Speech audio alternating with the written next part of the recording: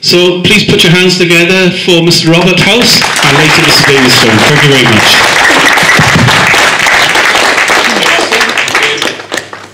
Okay, just move it over to one side. I think I might take that off there. Wow, this is fantastic. What a great turnout. Thank you all for coming. Thank you to Emmeline for inviting me, and I hope I can keep you interested.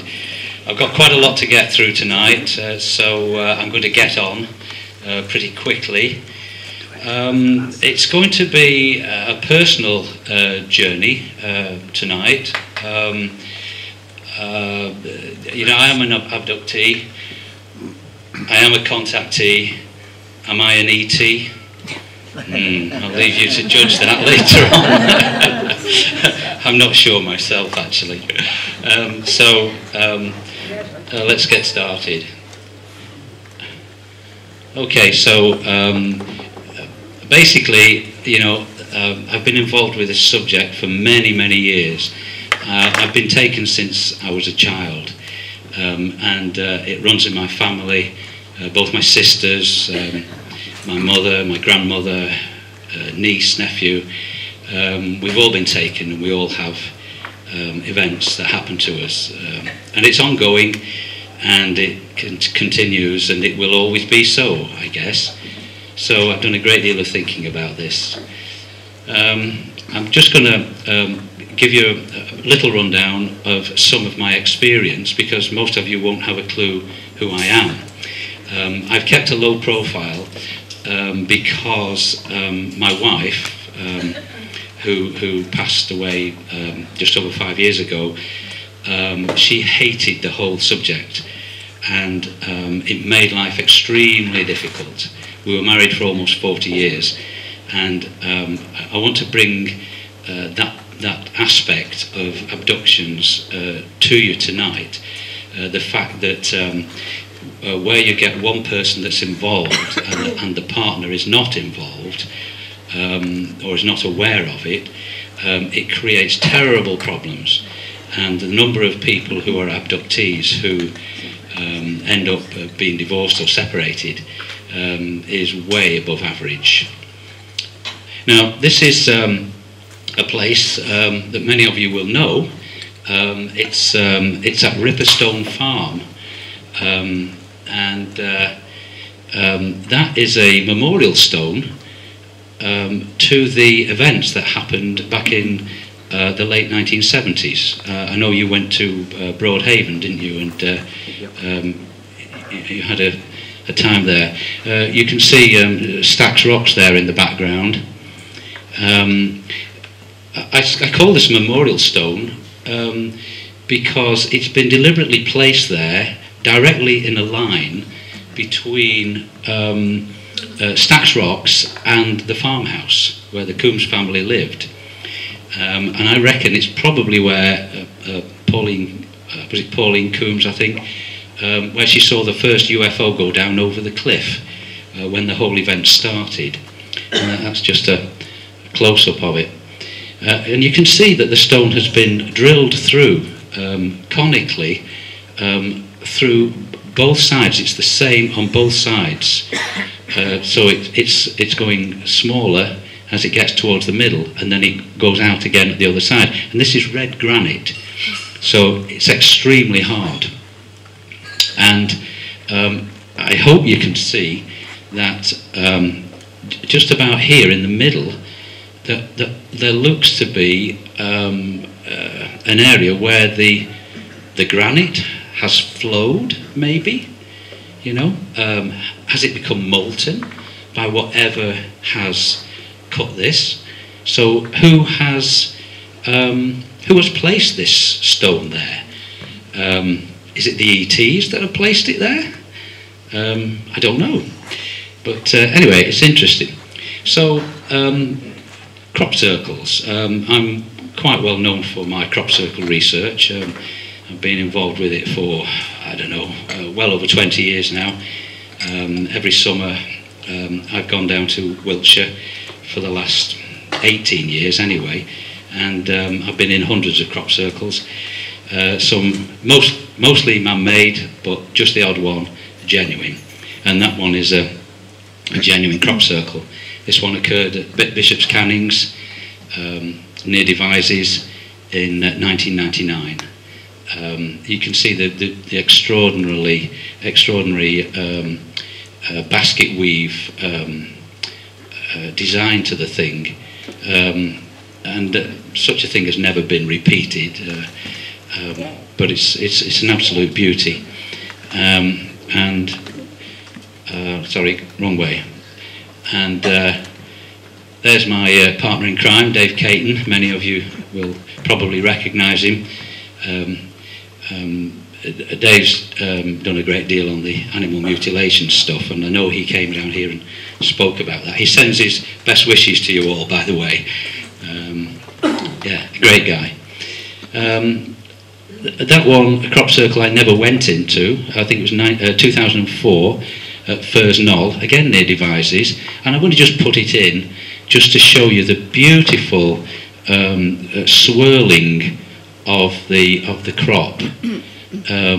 Perfect, no deviations, and it's been created by energy. So that's the real thing. That one was what we call the hubcap formation. That was 2001. That came about a fortnight, no less, maybe 7 days before the real big one, the Galaxy formation on Milk Hill, which is the famous one that is often shown. I was the first person to set foot in that crop circle, and it was absolutely perfect. There's Dave in the crop circle, photographing. We went in the evening, and there's the lay of the crop in the outer ring. It's barley, and you can see how well it's not actually flattened to the ground. It's a bit like feathers. In fact, that's what Dave said on the day. There's one of the centres, again beautifully swirled, and there's the centre of the crop circle, and that's my hand. And I want you to notice how tightly this has been swirled round here, and it's obviously a vortex of energy which has created that. So I just thought I'd show you a little bit about crop circles. UFO sightings, I've been researching those for God knows how long, 30 odd years. This particular craft was photographed by my friend Eric Thomason at Maslin Beach in Australia. I went over to Australia especially to meet Eric and to go to the location where this took place. And these photographs are ones which I fetched back from Australia. These are the best quality that anybody has, and I actually gave them to Richard Hall, who we've helped. We actually helped to get him started, really. But I'll explain in a little while about that. So Richard does a good job. So I gave him these pictures so that he could show them on his tours. And it's showing you the large craft here, which is about 100 feet in diameter, and there's a small one here, which is actually coming in and is going to dock with the large craft. This is, I think there were 4 photographs in total, and this is the last one of them. And you can actually, I wonder if I've got a close-up of that. Yeah, you can actually see the tractor beams underneath the large craft, where this disc is being pulled up into a hole in the middle.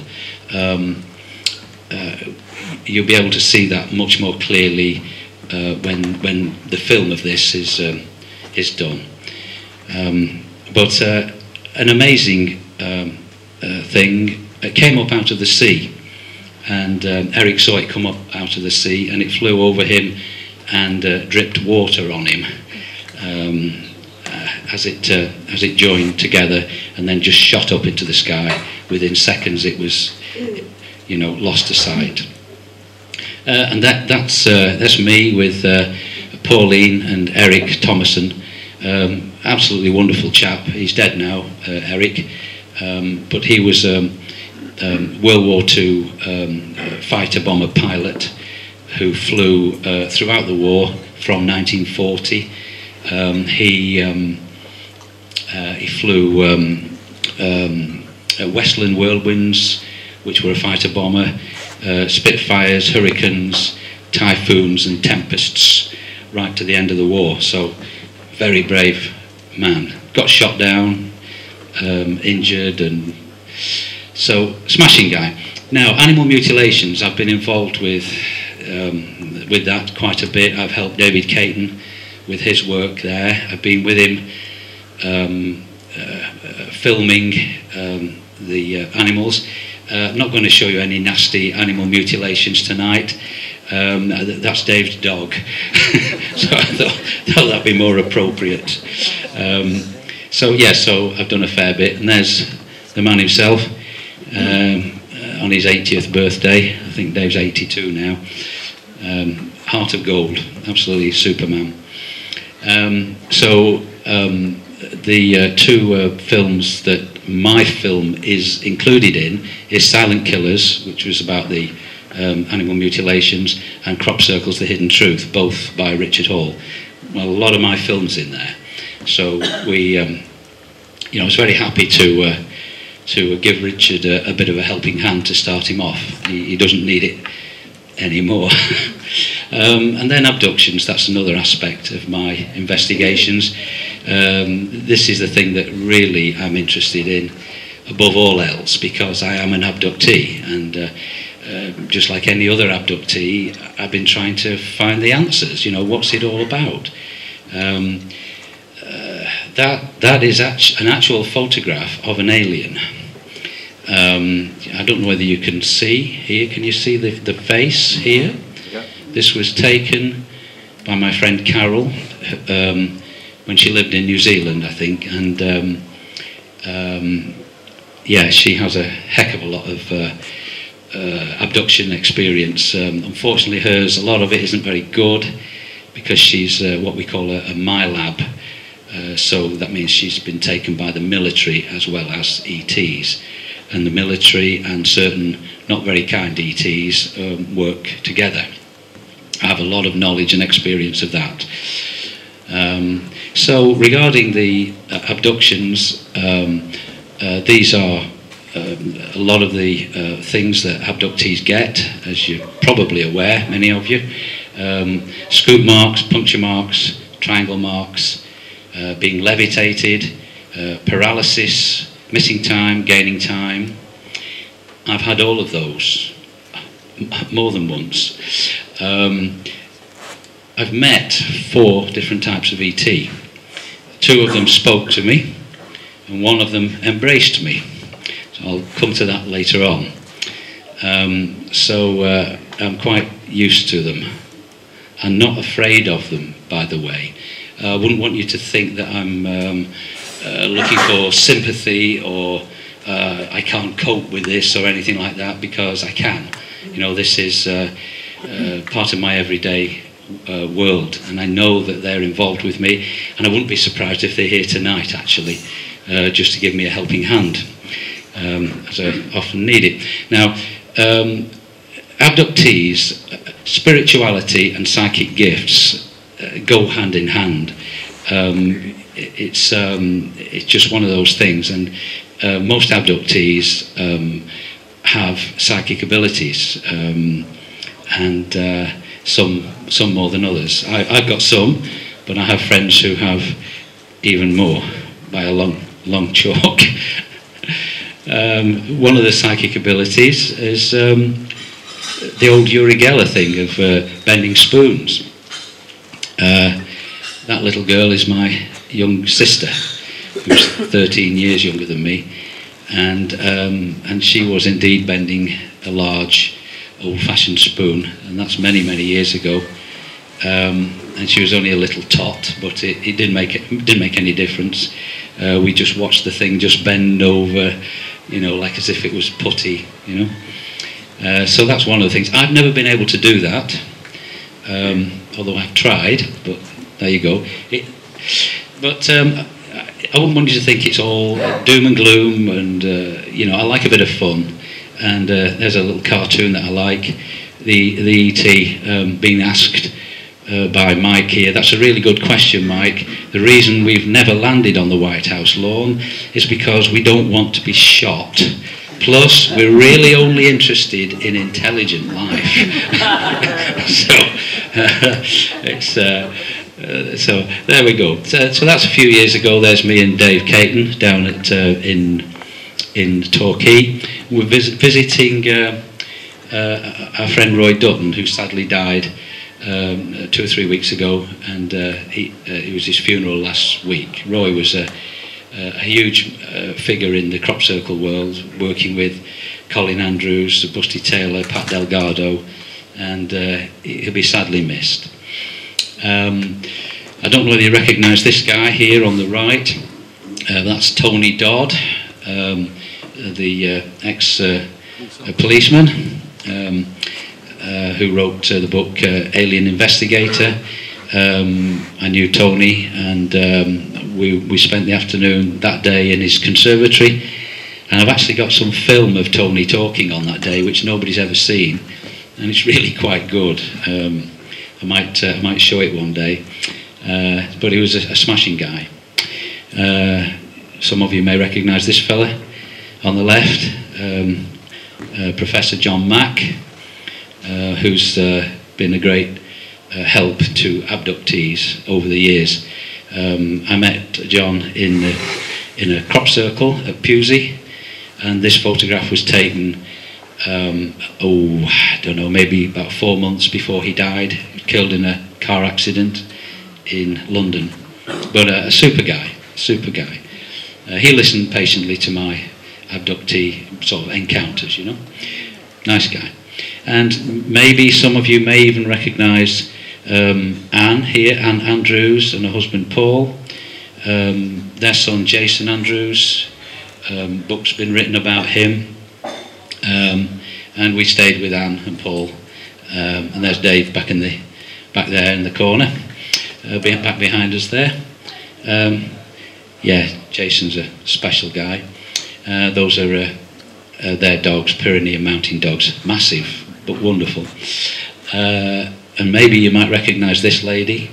That's Linda Moulton Howe, who has the Earth Files website in America. Spent a lot of time with Linda in the early days in the crop circles. So I'm only just showing you this to just give you an idea that you know, I'm well rounded in the job. You know, I've been doing it a long time, even though I've kept a low profile deliberately in order to keep peace at home. But now my wife has gone, I feel free to do whatever I feel. So, and that guy there, smashing fella, Phil Hoyle, lives in Shrewsbury, probably one of the best researchers in the whole country. Unfortunately, Phil's not very well at the moment, so that's curtailed his work. But I spent quite a bit of time with Phil, and what a lovely guy. And this couple here, you may recognise. Our friend David and Linda. I've spent many happy hours with them. Right, there's me and Linda in a church at Kilpeck in Herefordshire, I think, yeah, Herefordshire. We're laughing. Dave took the photograph. And the thing that's really interesting is this thing above our heads here. We get strange phenomena around us fairly often, but when people like Linda gets together with me, you know, then anything can happen. There's a blow up of this thing. It looks three-dimensional. I have a feeling it's connected with Mary Magdalene. The church at Kilpeck is dedicated to her. I say this because I've seen a photograph, not a photograph, a painting of Mary Magdalene in Indonesia, and superimposed in the air over it is this exact shape and colour of things. So Mary Magdalene seems to be the connection. Now I live pretty close to Jodrell Bank Radio Telescope, where I live in Macclesfield. It's only about, I don't know, 6 miles from my home. And of course they get plenty of UFO activity around Jodrell Bank. We have had that exact scenario, even that's just an artist impression. That really has happened, and a lot more besides. Jodrell Bank know full well that ETs are often flying around there, but they pretend that that's not the case. But I know otherwise, because I've invested various cases where people have seen them flying in the fields around Jodrell Bank. So I set up Macclesfield UFO Society just a couple of 3 years ago maybe, really just to get all the sightings and cases out of my head. I had them written down, but they kept going through my head, and I didn't want to forget all the details, so I put all the cases on Macclesfield UFO Society. So if you just put that in Google, you'll see the cases that we have around Macclesfield. It's a busy area. This is a map showing the ley line, major ley line distribution throughout the country. I've not done this map, somebody else did. Sorry about that, wrong button. So this big one going straight through here is the Belynes line from sort of the Isle of Wight area, where David Icke lives, I think, doesn't he? Right up to Scotland. Then we've got one from Newport, going up to this area here. One going from here right across North Wales. And another one coming down here towards the Ipswich, Rendlesham Forest area, yeah, and another one going off towards Bridlington, where we've had a lot of sightings over here, and another one up towards Blackpool. Again, we've had loads of sightings there. They all seem to converge here, which is where I live, Macclesfield, roughly speaking. So no wonder it's a busy place. First inklings that there was something slightly different about me. That's me as a baby in my granddad's garden. That's my cousin Alfred. It was a big family with a big spread of years. So, and the thing that I noticed was that this ball of light here above my head, directly in line with the crown of my head. I'll just go back one. This is me on Angel Mountain. We'll talk about Angel Mountain a little later on with David. Again, above my head, you can see there's this ball directly in line with the crown of my head. I don't know what it is, but I think it's unusual. This picture was taken by David at the lighthouse at Usk, down that way. Emmeline, you've been here, haven't you? I know. Yeah. Yeah, three of us went there. Yeah, and that's a very flattering photograph of me. But the thing of interest is this thing above my head here. If you notice, there are no other orbs in the room at all. So there's a closer look at it, and there's an even closer look. And I hope you can see that it's shaped like a head. The front of the head here, this is the nose, mouth here, eye, forehead, hair and all that. Okay, but there are other faces here. Can you see this face here? Okay, and then there's another face here, and there's probably another face there, a bit faint. I've actually counted about 16. So, you know, what's all that about? I have a feeling it might be connected with my past lives. And maybe those were me. Who knows? But I just have a feeling. Okay, so my first sighting, that's me, I was 2.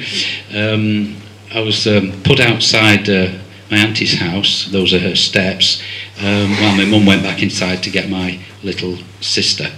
And a ball of, not a ball of light, a light bulb shaped light came down into the street in front of me. It was shaped with the bulbous part at the bottom.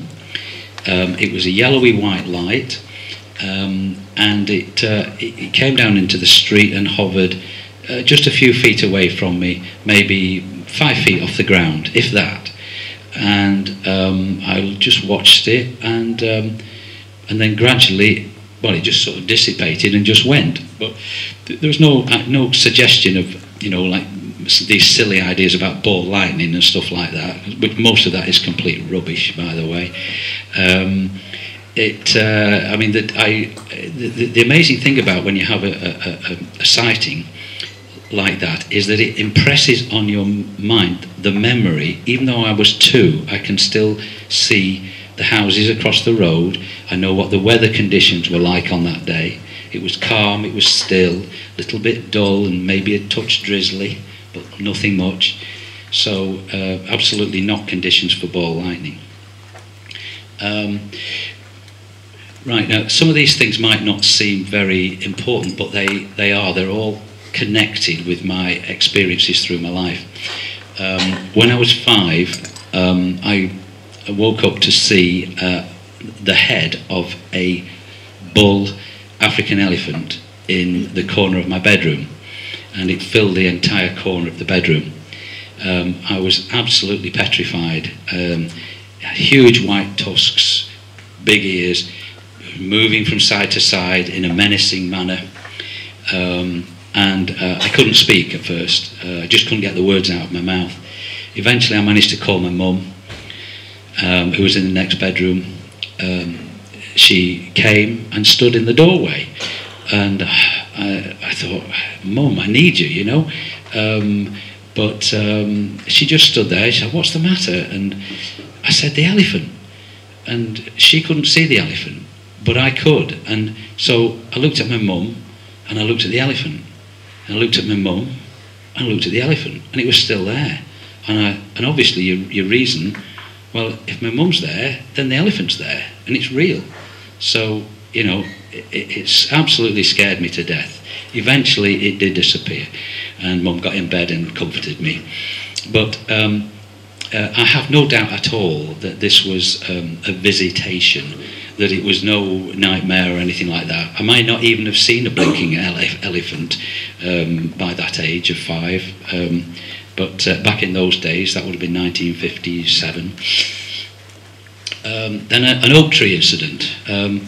Just a small thing. I used to go and sit under an oak tree in the field near our house, and on this occasion I was trying to make a bird's nest out of mud and bits of grass and stuff like that, and I wasn't doing a very good job at all.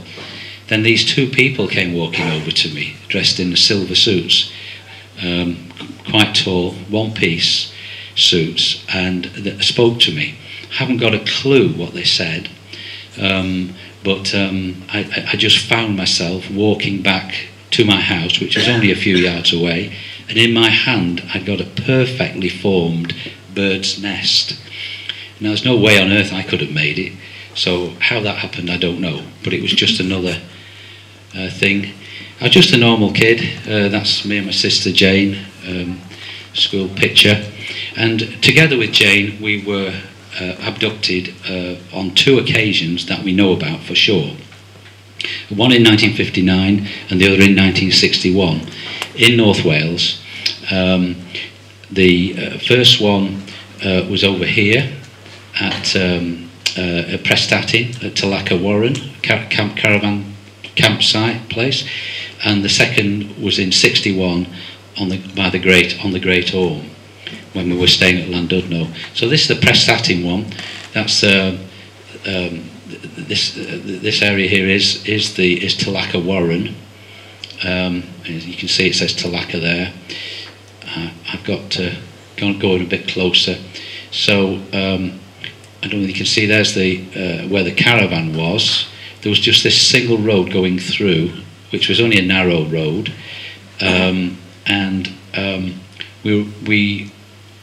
we went through the sand dunes, and we were on the beach here. My parents were with us at the time, and they said, we're going to go back to make some sandwiches for dinner, you know. So Jane and I said, well, can we stay here for a little while, and then we'll come to you. My dad was very strict, so we did as we were told, and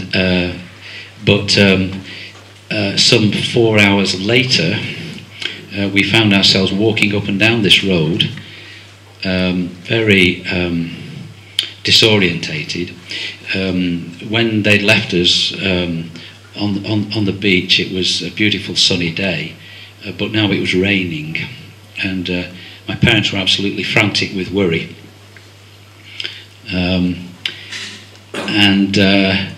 And we couldn't explain what had happened to us. We were taken in by a kind family, and my parents were then found.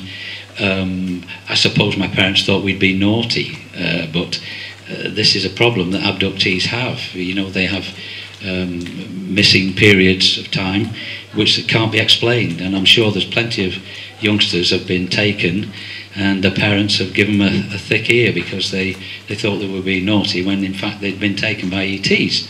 And that's exactly what happened to us.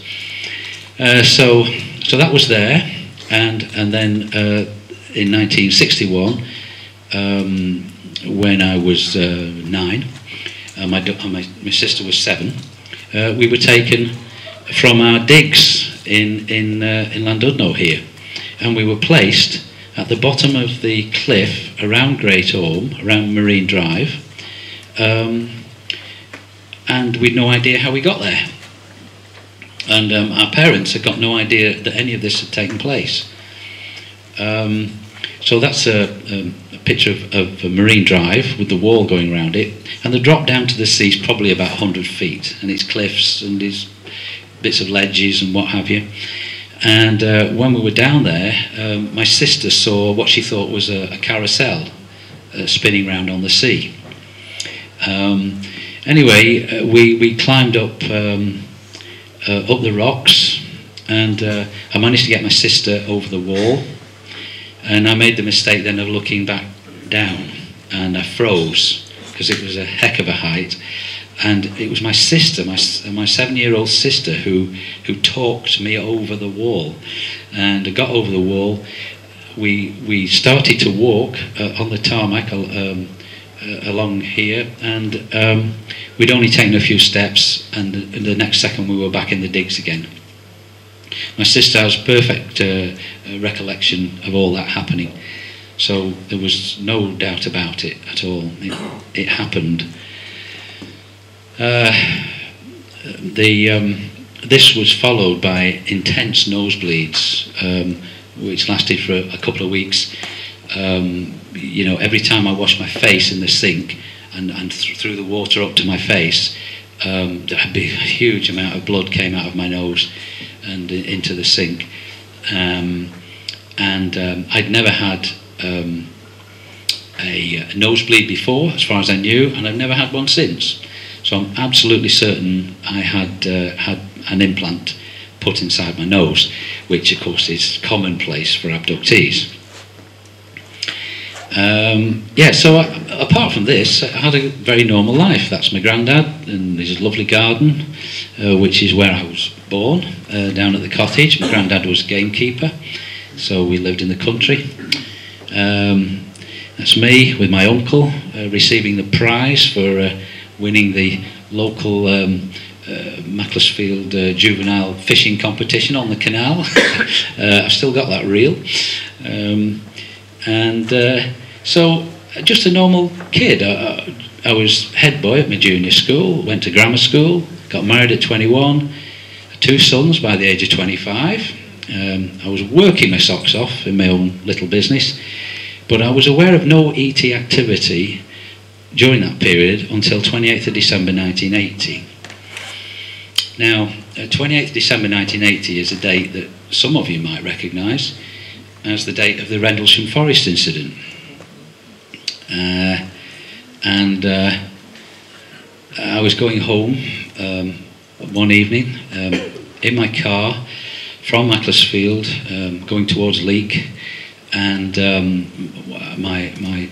one of my sons was with me. He would only be very young, perhaps, I don't know, 5, something like that. And my other son was with my wife in her car, following on behind, some distance behind.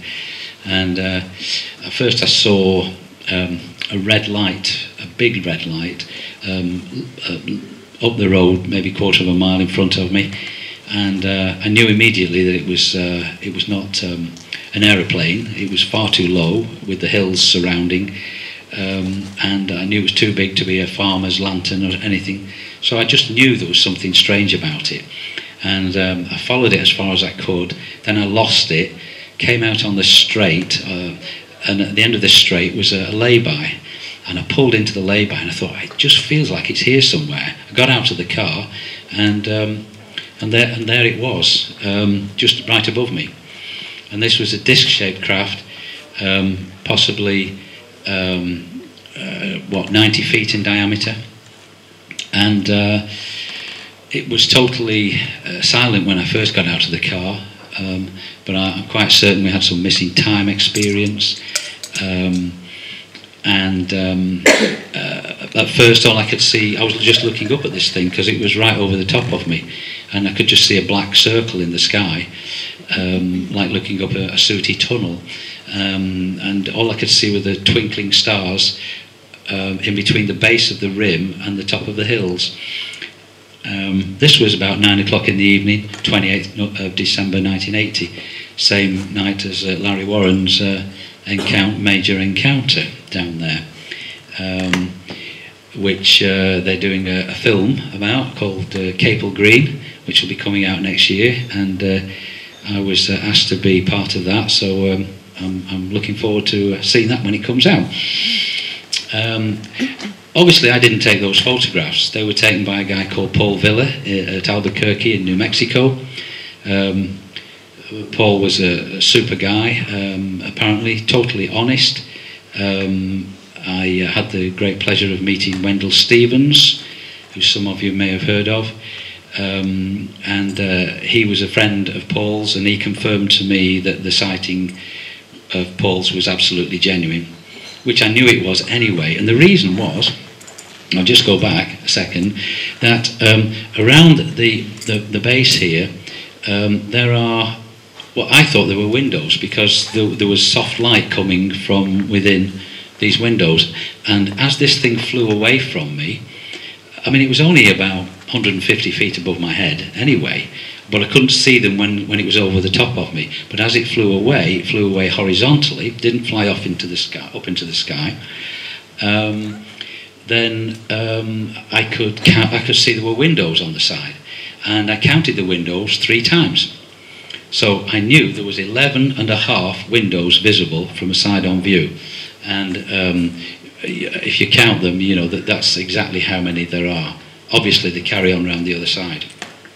So I knew that, and when I counted the windows on the photographs that Paul Villa had taken, exactly the same 11.5 windows. I'm not saying it was the same craft, but it was certainly exactly the same design. And the second morning, the morning after that, I was driving to work in broad daylight, and another UFO flew out of the field about a quarter of a mile past where I'd seen this big one.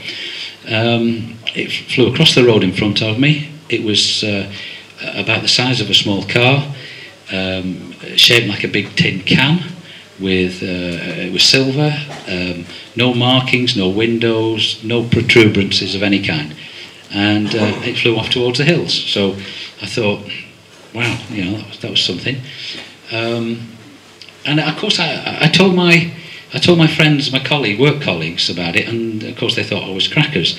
But about 3 or 4 days later, one of them brought a free newspaper in, the Stockport Messenger, and the front page of that was covered in reports of UFO sightings at Hazel Grove, which is only about 5 or 6 miles away from where I had my sighting.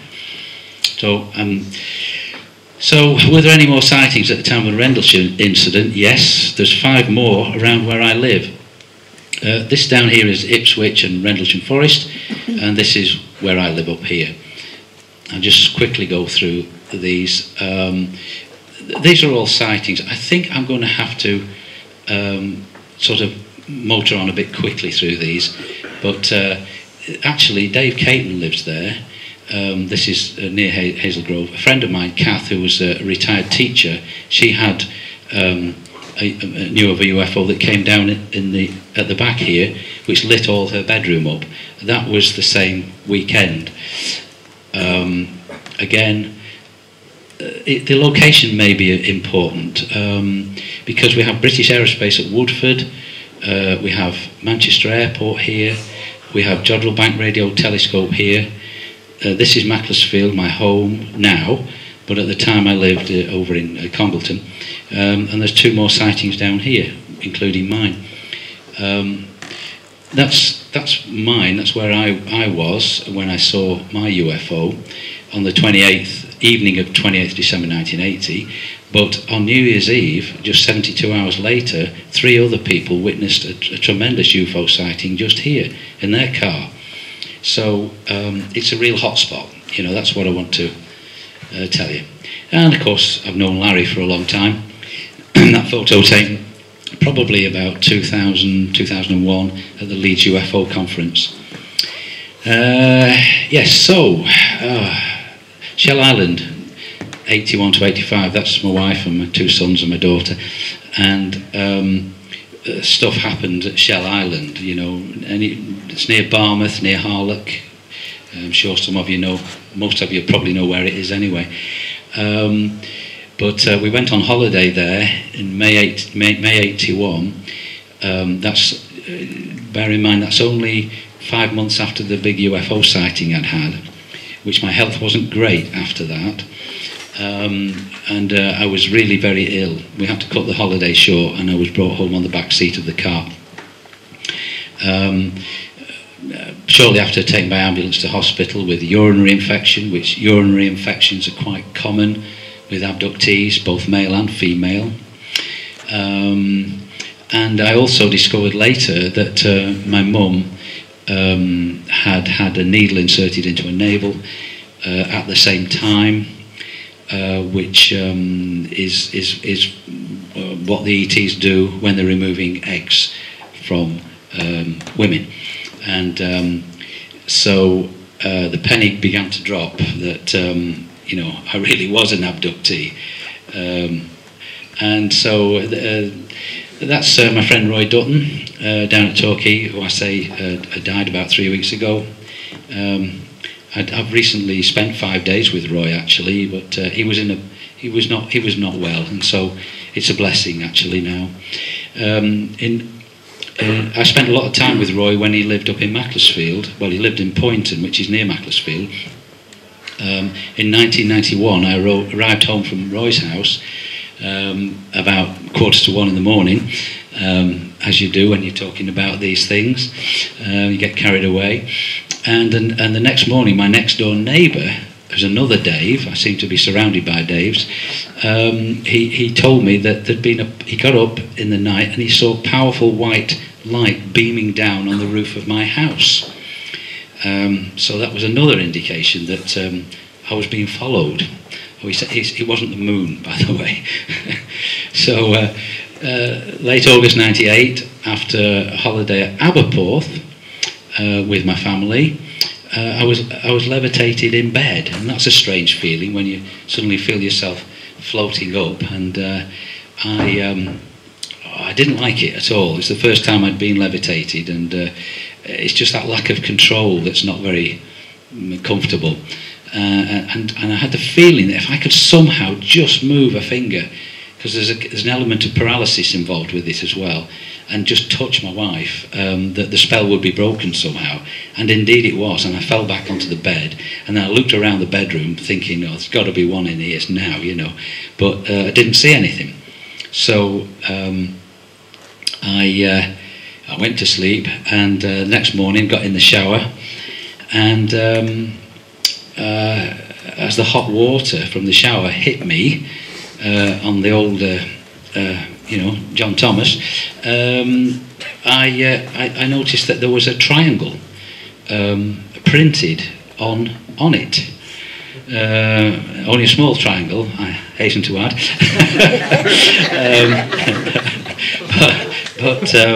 But nevertheless, it was there, and it was just the outline of the triangle. It wasn't filled in, if you like, with red.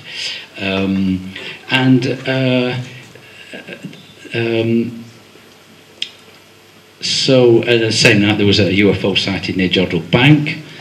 And then a couple of weeks later, Dave Caton and I went to the Leeds UFO conference, and one of the speakers was Yvonne Smith from America, who's quite a famous abductee researcher and hypnotherapist and what have you. And she'd been dealing with the Wiener twins from the Allagash abductions over there, which you may have heard of. She showed on the screen this. It was mostly denim, actually, a big piece of denim with a square cut out of it, with some skin behind it, with a red triangle on the skin. And she said, "You'll never guess where that is." And of course, everybody did. And I nearly fell off the chair because it was identical to what I'd had on me, seen a fortnight before. And I'd told David, and he nearly fell off the chair as well. The interesting thing about it is that I didn't make a fuss about it when it happened. It was as if, oh, okay, right, but we are conditioned to accept these things, and that's another thing that people must understand. 98 saw UFO above the golf course at Macclesfield. I was a member at Macclesfield Golf Club, so I'm just trying to get across to you the fact that I'm just an ordinary guy, just normal in many respects. And I watched it fly into a cloud, a small cloud. It was odd white clouds with a lot of blue sky. I thought, right, I'll watch it come out the other side, but it didn't. And I stood there for 5 minutes watching this cloud, and then it came out, and then it went up in a different direction and hid behind another cloud. So I thought, yes, I know what you are. Then driving home one day, just a normal working day for my midday meal. I was actually passing a church, but I don't know whether that was significant or not. But a voice spoke to me so clearly, and it said, "Love is the answer." That's all. But it was so clear. It was just like somebody was sat there, And I've listened to that advice ever since. And indeed, it is the answer. Another occasion, this is just my thought on it. I was in bed when I was levitated again. I floated up out of my body, and there was this person above me, face down. Didn't seem to have any clothes on, but that didn't matter. And I merged with his body. It was a man. And I had the feeling that it was Jesus. And I have to say, I tell you, I'm not a religious person. But that was the feeling that I got. And the following, and after that, I don't remember anything. The following morning, I got up and did the normal things. I showered, got dressed and everything. But I was knackered. It felt as if I hadn't slept for about 5 or 6 days. I could have just got back into bed. But what happened that night? Not a clue. And another thing was that I went through a period around that time where when I was driving, I'd see a list of laws in the air, and these were the laws of the galaxy, and I knew them.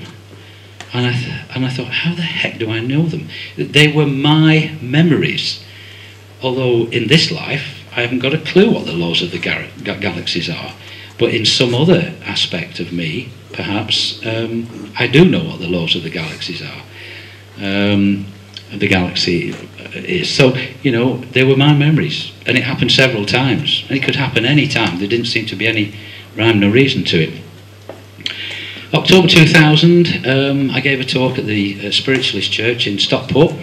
And after I'd given the talk on crop circles, a lady in the audience came up to me who turned out to be a medium, and I didn't know. and she said, I have to speak to you. So we sat in the church area after everybody had moved off. And she said, I have to tell you, you weren't alone on the platform. That there were about 5 little guys around you, and there was one similar but much taller than you standing right behind you. And above your head there was a triangle-shaped object, and they were using the triangle to influence your thoughts, and they were helping you. And they were calling you, she said, they were pleased with you, very pleased with you, and they were calling you brother. So you can make of that what you will, but I kind of got the indication from that I was definitely connected to these people. So there's more puncture marks and stuff going on, my feet and that. I showed them to my next door neighbour, who told me that there'd been a huge thud, like a pressure wave, over the house that night. Now, my wife was a very light sleeper, and my children, but none of us had heard a damn thing that night. David got up to check the windows and doors because he felt sure something had broken. My mum, who lived 500 yards away, even heard it, but we heard nothing. And I reckon I was being dropped off by the craft. And the next day I found a circular patch on the lawn, probably about 2 feet across, where all the chlorophyll had been taken out of the grass. And I had a beautiful tall thin conifer, which must have been about 10 feet high anyway, and it was an absolute beauty at the bottom of the garden, in a perfect position for it, and it died from the top down. It just there seemed no reason for it whatsoever. Much in the same way that Billy Meyer reported in Switzerland, where the tree where the UFO flew around died and had to be taken down. I had to dig my conifer out sometime later, and when I did, the roots were in perfect condition, nothing wrong with it at all. So I can only assume it was some kind of radiation. Now, I'm showing you a few pictures here. This is my mum's arm, and you can see this sort of flattened triangle shape of puncture marks on her arm there, and you probably can notice bruising around it too. That's a bit more of a close-up. You could actually see in this top one a kind of a track mark of blood.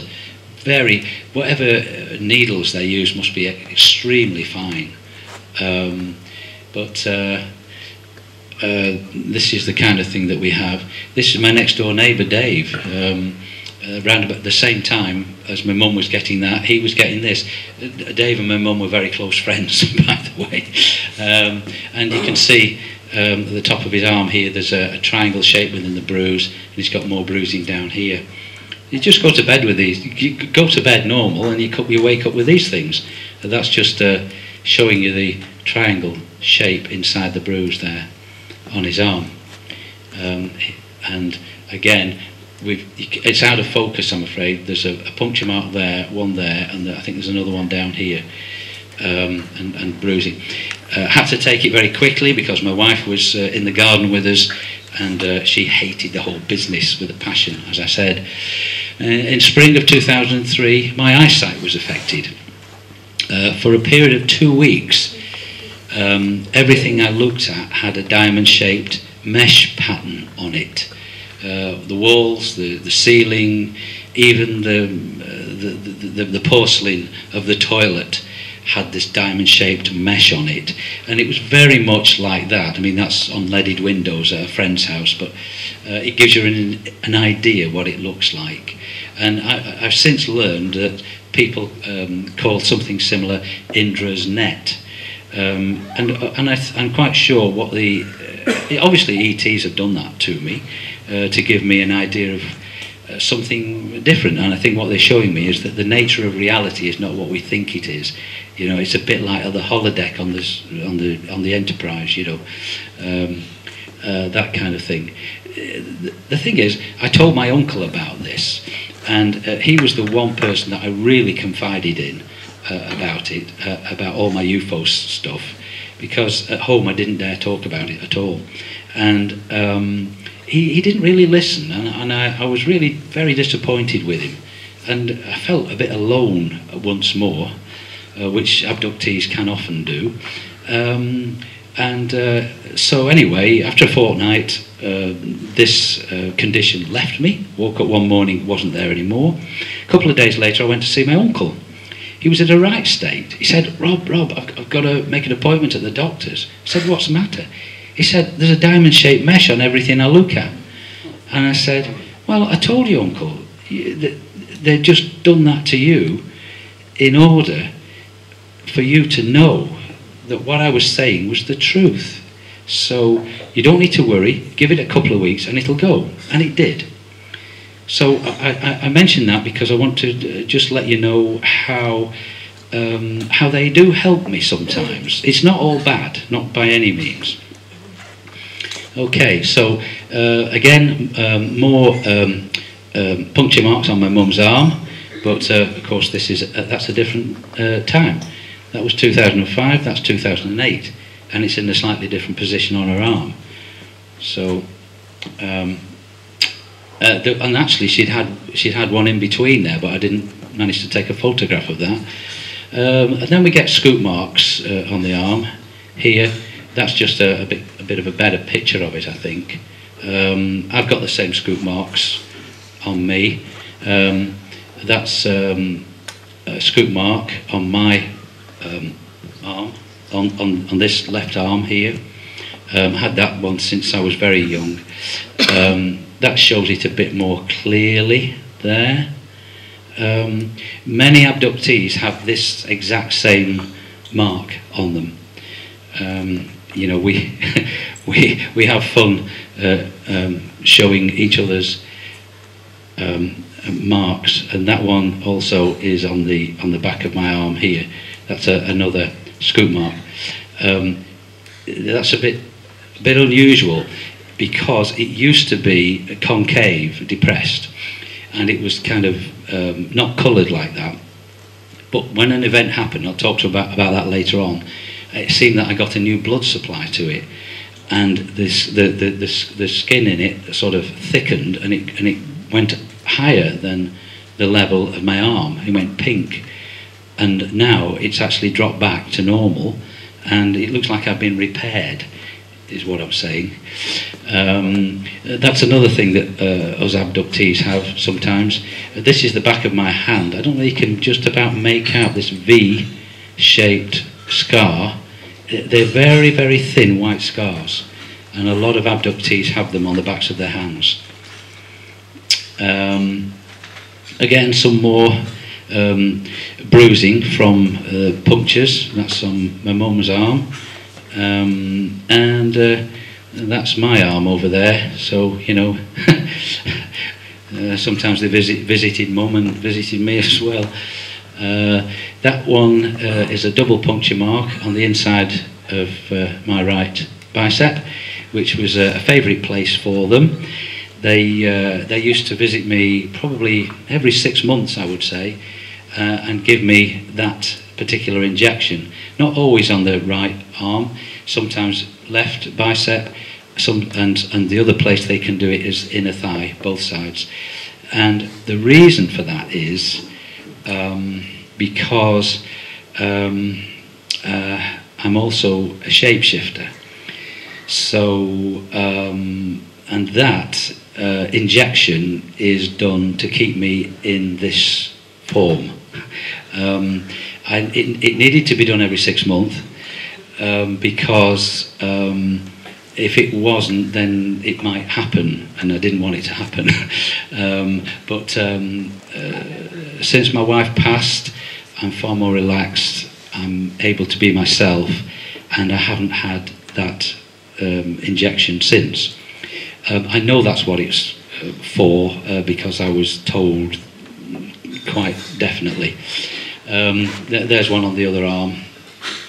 On another occasion, they also take blood from me, and it's always the same place. It's on the left arm, just here, and quite often they'll take the blood, and then a few days later I'll get the puncture marks. So it's like they're testing me to see how I'm doing, and then they'll do something else with me.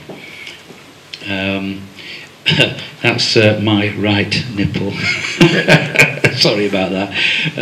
But I put it on there because they'd give me an injection round here somewhere, and the nipple blistered up on that side, and it was really very painful. And my friend David here has had exactly the same thing, which I didn't find out about until yesterday. So we get all sorts of things. Double puncture marks, we get them in different places. That one was on my right calf, and by God, it itched. It was really, really bad. I had that 6 months later, and it was still the same. Fortunately now it's gone, thank goodness. That's the same thing. That's my friend David. Sorry, where are we? There we go. And you can see he's got the double puncture on his leg. Unfortunately, he seems to itch a great deal more with these things than I do. So I was able to resist scratching it, but I can assure you that if I had scratched it, mine would have looked like that, without a shadow of a doubt. I was also up with the Devereux family, who were in the film The Real 4400, which some of you may have seen some years ago. I was explaining that not all the marks that we get are very easy to see. Deliberately, they don't want, they don't want to put a big sign on you saying E.T. was here or something, do they? So I was saying that I had a double puncture on the inside of my left knee. So Rachel and Ben here and his brother Alex and Grandma Anne, we were rolling trouser legs up, checking to see. And sure enough, Ben had got exactly the same double puncture on the inside of his knee, exactly the same as me. So it made me think that perhaps the beings that had taken the Devereux family were the same ones who were taking me. I don't know, maybe.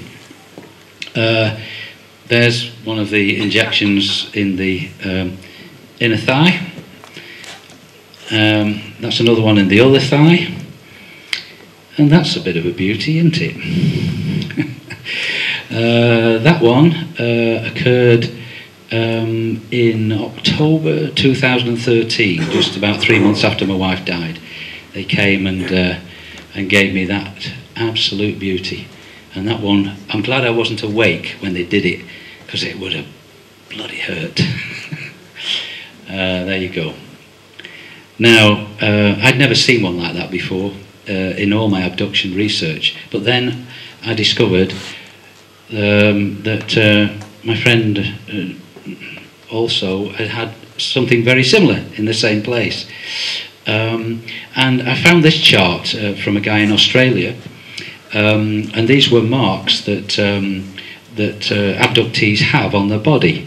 And looking down the list, coming down here, I could see something that looked a bit familiar. So I'll just blow that up again, and here we have the mark. Arm, inside right bicep, 4-inch heart-shaped Mandelbrot. So I think that qualifies as a 4-inch heart-shaped Mandelbrot inside right bicep. So I'm just showing you that so that you realise that this is a worldwide phenomenon. It's not just happening here or in America, it's everywhere. Now, I also have, this is another common puncture that abductees get, and it's on the just below the base of the thumb, in between the wrist and the base of the thumb, and it's a double puncture mark here. I have an implant in my left hand in that location, and it's gone into a lump. It's a hard lump now, and it gives me pain, and from time to time, and it also has the effect of weakening the thumb. significantly. So that the grip on this hand is, oh crikey, it's a third what it should be. And I know other people who have the same problem. My friend David here and Linda also have the same thing. We got the same double puncture while we were together driving back from Angel Mountain back to St David's. And David's was in his right hand, mine in the left, and he has the same problem with his right thumb. So I don't know whether you can see, there's a kind of a lump there. It's easier to see just looking at it in real life. But these marks, this one here is in the same place. This hand belongs to Dr. Mary Helen Hensley, who lives in Ireland and a speaker on the subject. Not so much abductions, but she gets exactly the same thing, and we're in contact quite often. So, and those two punctures were on her left arm. She sent me that picture, and those two on her back. So stuff happens around me, and neighbours have watched a ball of light above our houses for ages. People get fed up of it, you know. They'll stand there and watch it for 3/4 of an hour and then think, well, it's not doing anything, I'm going in, and that's it, you know. Another occasion I was in the house on my own having a shower, and the shower was turned off on me. And when I say turned off, it was a big electric switch that had to be clicked off. So I had a cold shower. They were just having a bit of fun. In the night, we've had sharp bangs on the bedroom windows, and I mean really sharp, bang, you know, and really loud. You thought the window was coming through. Strange humming noise above the house, and knocks on the front door when there's been nobody there. That's not very clear, but across here you can just about make out two red marks. See them a bit more clearly there, and there. That's what I woke up with.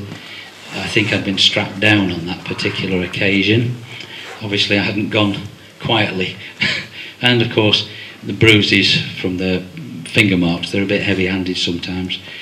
That was another occasion where I was on holiday in Morecambe, and I'd have a problem with my right knee, and I fancied doing a bit of cycling again. So I asked them for a bit of help. I said, will you come and fix it for me? And sure enough, got up the next morning, and they'd actually operated on me, and that's the scar there. And this was another thing where they stuck a needle in me, I guess. That's the scar. Most unusual looking thing. My knee was better, by the way. I also noticed that my wife Jenny had got this bruise on the inside of her right bicep here, so they obviously took her as well. She was none too pleased when she caught me taking that picture. August 2005, I was down with Dave Caton at Orr in Wiltshire doing the crop circle research, and I was taken from his caravan, taken in a craft to a location. I believe it was Torsmead Copse, which is nearby, where I'm quite certain there is an alien base. So I'm positive of that. I was aware of being in the craft on this occasion, and aware of being brought back. I was put in a room with a machine which vibrates the body at a tremendously high frequency, and it makes a buzzing sound. And it starts low, but then it's so intense, it's just like having your head inside a bee's nest. And so with that, I believe they're able to pass you through solid material. And so they passed me back into the caravan. This would be about 4 o'clock in the morning, or just a bit after. And everything should be perfectly quiet, but I could still hear it. I was wide awake in the bed, hearing this tremendous buzzing noise. Dave was in the bed at the side there, and he couldn't hear a damn thing. So the sound is held within the person. Interesting thing was that 10 minutes later we were both sound asleep, and we should not have been, you know. So, because I was in an agitated state, but that's what happens. They put you to sleep. And so I had the shower in the morning, and I found a puncture mark here, puncture mark here. I also had a cut on my John Thomas again, so they'd been down there again, the blighters. This is me here filming on another occasion, and this is Torsmead Copse, where the base is, and the entrance to the base is actually near this tree here. It sticks up here. I've seen UFOs go down there with witnesses, so it's another story altogether. But Dave Caton took that photograph, and I don't even notice, but in the sky above here there's a blinking UFO. It's not quite over the base entrance. There's getting a bit closer, and there's a blow up of it. And these small craft, little cylinder things, are commonplace down in Wiltshire. There's areas where I know you can go and just take photographs randomly of the sky, and I practically guarantee you'll catch them.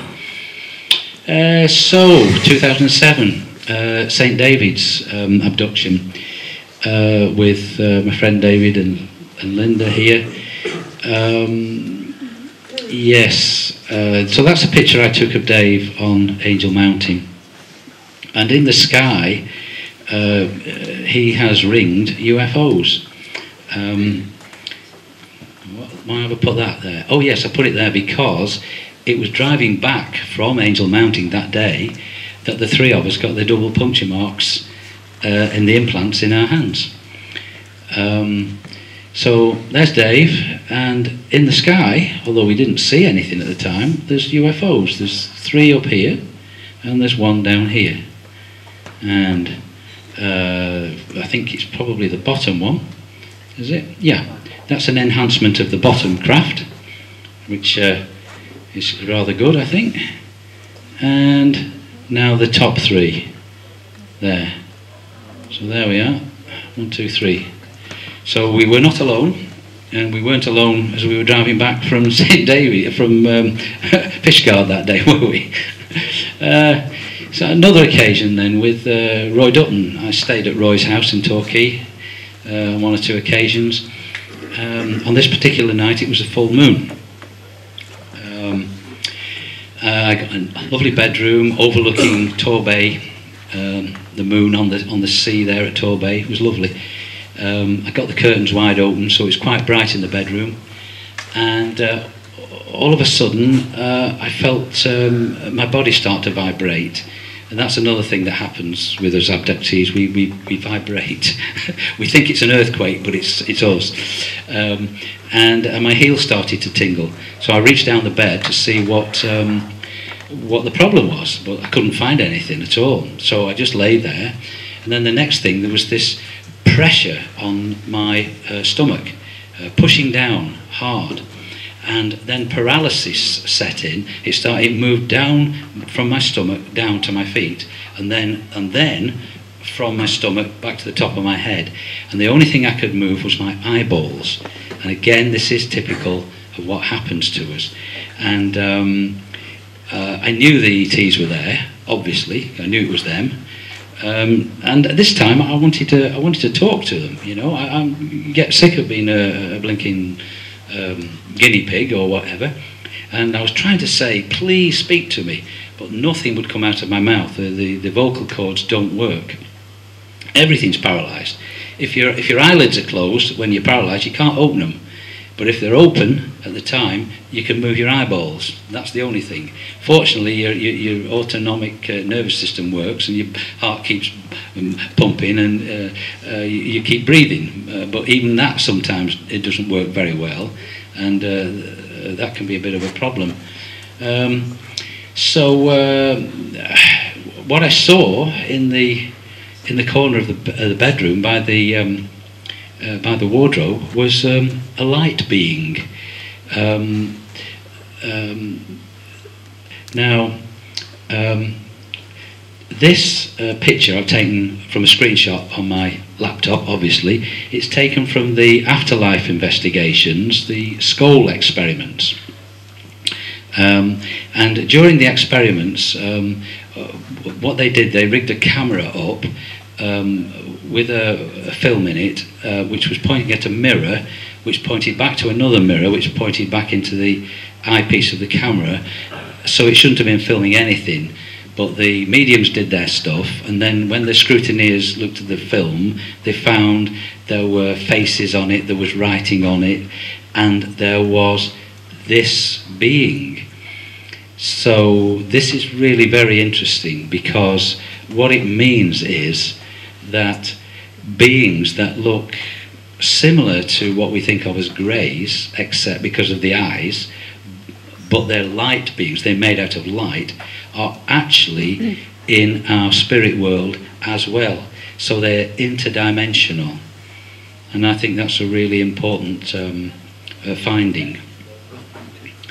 Yeah. Okay, so, yeah, so I didn't have a chance to speak to the little fella. He was only about 3.5, 4 feet tall at most. He saw that I could see him, her, whatever, and it just went through the wall, and then the paralysis left me. I got out of bed quickly, looked up at the sky, but I couldn't see anything.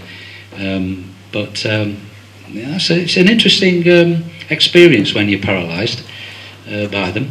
That's another photograph taken by a friend of mine up near where I live. She was just walking her dog, and she had quite a few strange pictures.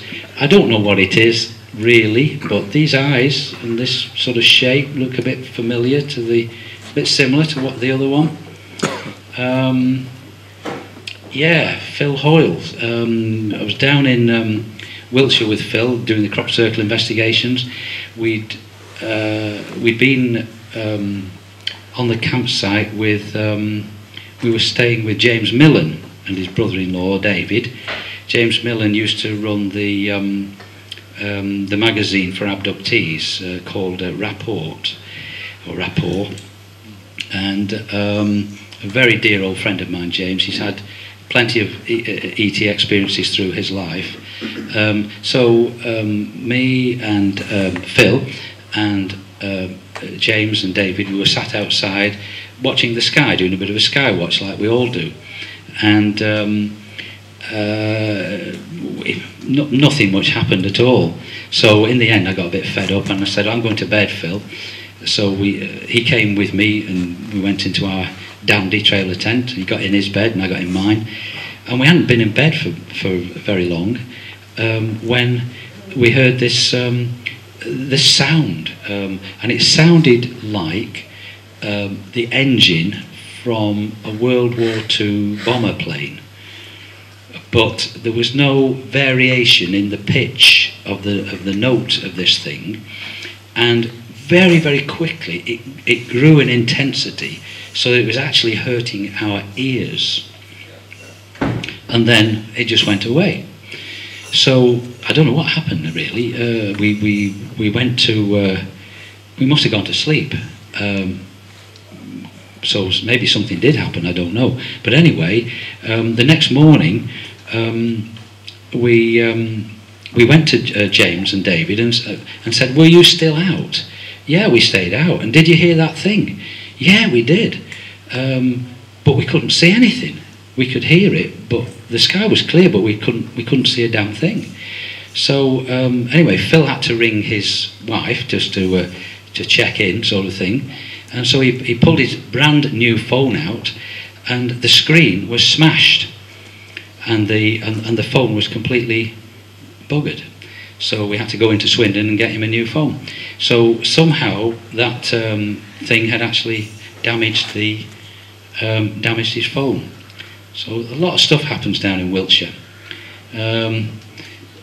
That's Hami Masan and my friend Gary from Australia at the Silent Circle, the crop circles. So I'm just wondering whether that might be a good moment to stop, and then I'll perhaps go on to medical matters afterwards. Yeah. Jolly good. Okay, thank you.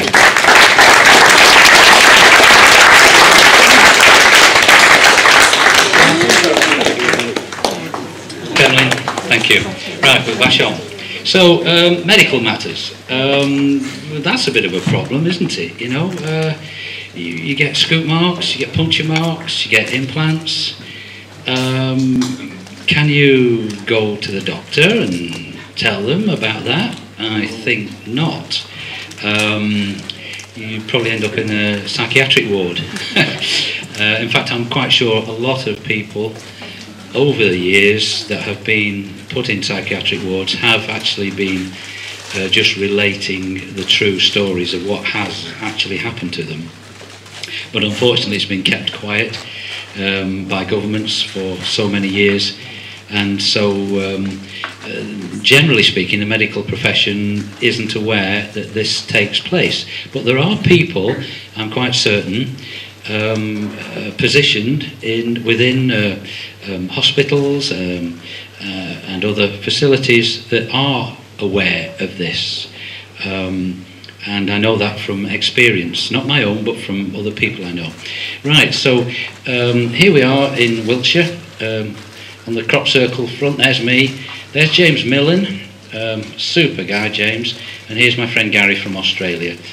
Gary has been taken many times. His life story would be probably the best film ever on this subject, but he tries to keep it quiet for his family's sake, just as many of us do. It's only now that I'm coming out. But the thing about Gary is that the Secret Services in Australia marched into his doctor's surgery and demanded his medical records, which they then took. The doctor has no alternative but to give them to them, and exactly the same thing happened to James Millen, who lives in London, where his doctor was an old friend of his, and he did tell him the MOD had been in, or people that said they were from the MOD, and they took James Millen's records as well. So what that implies is that the Secret Services know exactly who we are, and there's no point in trying to hide from it. I mean, you know, many of us abductees know that we've had our phones tapped over the years. It certainly happened to me, without a doubt. But that's interesting. Footsteps in the caravan, E.T. in my face, yes. It was on this occasion, actually. Gary had been with us all day, with David Caton and myself, talking, because hours go by when you're talking about this stuff, you know. And the time came when he had to go back to his digs.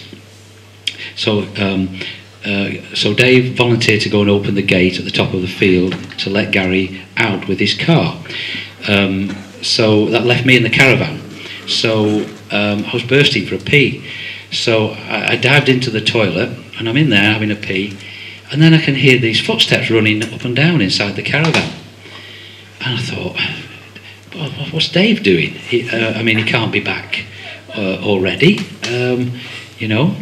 And then when I came out, Dave wasn't there. And he came back a few minutes later, which would have been the right timing for him. The following day, Gary came again, and he told me that before I said anything, he said that he got up the field, and then he realised, or he thought, that he'd left something in the caravan. So he left Dave, walked down the field to the caravan. As he got near the caravan, he heard footsteps running up and down inside the caravan. After he'd heard the footsteps, he realised that he hadn't forgotten anything at all.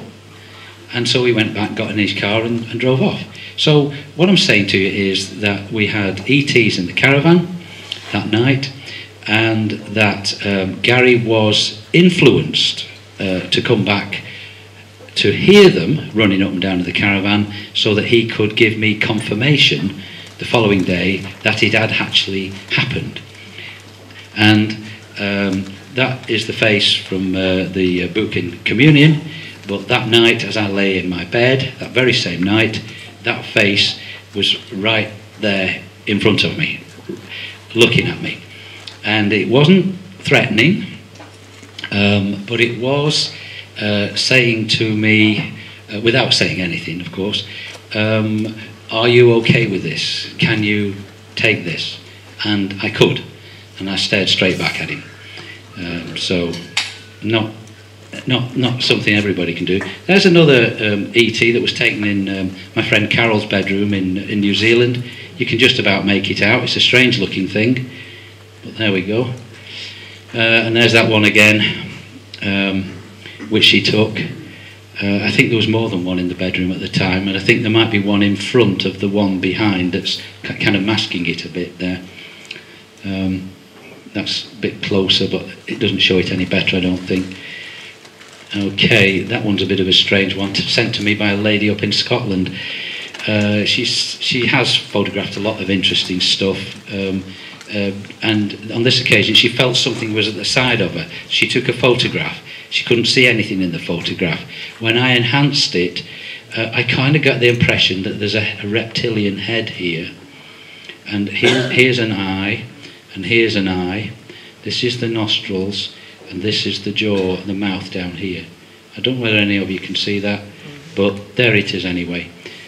Just thought it was interesting. So I went over to Australia and I gave a talk in Adelaide, went on the ABC radio live, which was quite a good experience. So now I'll get a bit personal, hope you don't mind, but this is an important part of the whole abduction phenomenon, and that is the 2010 worsening relations between me and my wife. Finally I left home, almost suffering from a nervous breakdown, and I went to Ireland to stay with a lady who had met me in a crop circle with another group of Irish people the year before, and her reaction to me was completely abnormal. I didn't even know she was there. I never even saw her, but she ended up going back to the vehicle that they were all in, and she was scratching her arm and she was in tears. And now what I'm going to say here is that there is a phenomenon called the alien love bite. This lady, Eve Logan, has written a book about the subject, Alien Interference in Human Love Relations, and they indeed do interfere in our love relationships, and I'm absolutely certain, because of the intensity of what was taking place, that this has actually happened. It happened to me, big time. Anyway, I came back home and got back together again with my wife, and everything was great for a while anyway, until she got cancer and sadly died. But this mark on my lady friend in Ireland was the final straw.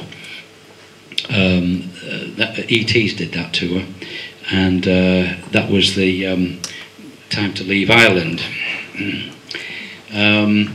So I came back to England, and when I got back with my wife, she asked me to go back. I was walking. I've been sitting in the conservatory reading a book, the Celestine Prophecies, which some of you may know. So I fancied a walk, so I walked up to the canal, and I bumped into another friend. And we walked along the canal towpath, and it was winter time, and there was mud. It was muddy, the canal towpath. And I was telling her that from now on, I'm not going to try and push my life in any particular direction. I'm going to go with the flow, okay? So without taking a further step, I looked down, and there in the mud I could see this shiny disc. So I reached down and picked it up and took the mud off it, and I could see a phone number. And I said, "Oh yeah, it's a dog tag." And she said, "Well?" I said, "Well, what?" She said, "Well, what's the dog called?" And I turned it over, and the dog's called Flo. So it's just yet another example of how my friends are with me, you know, on a regular basis. So I went home, And I sat in the conservatory, picked my book up again.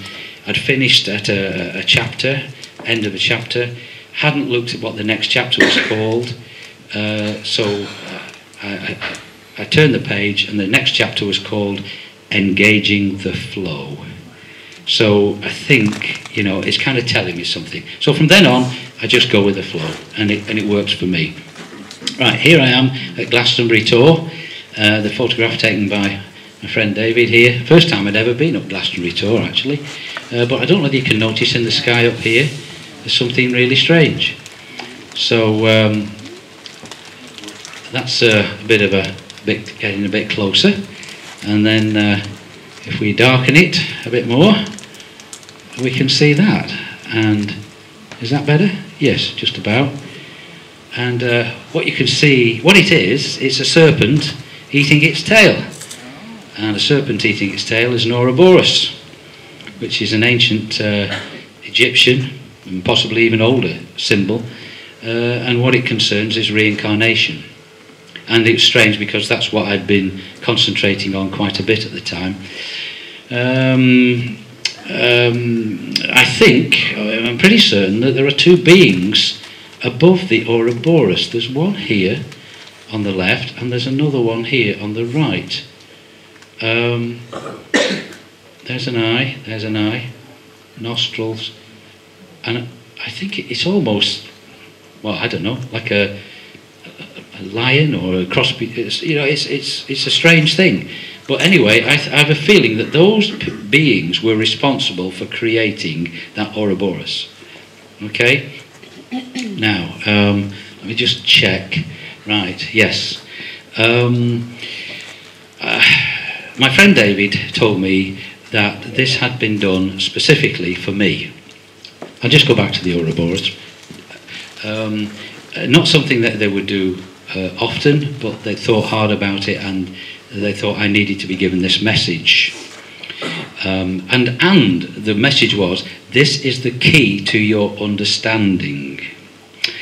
And so I came home from his home in Newport, went home, and a few days later got a phone call from him, and he said, I've had the weirdest experience. I've been taken in a kind of vision back to Glastonbury to look at this this picture, and I was taken there by somebody who called himself Saint Abib, and he said we've missed something in the photograph. Well, I think I might have found it now, but it's not terribly important.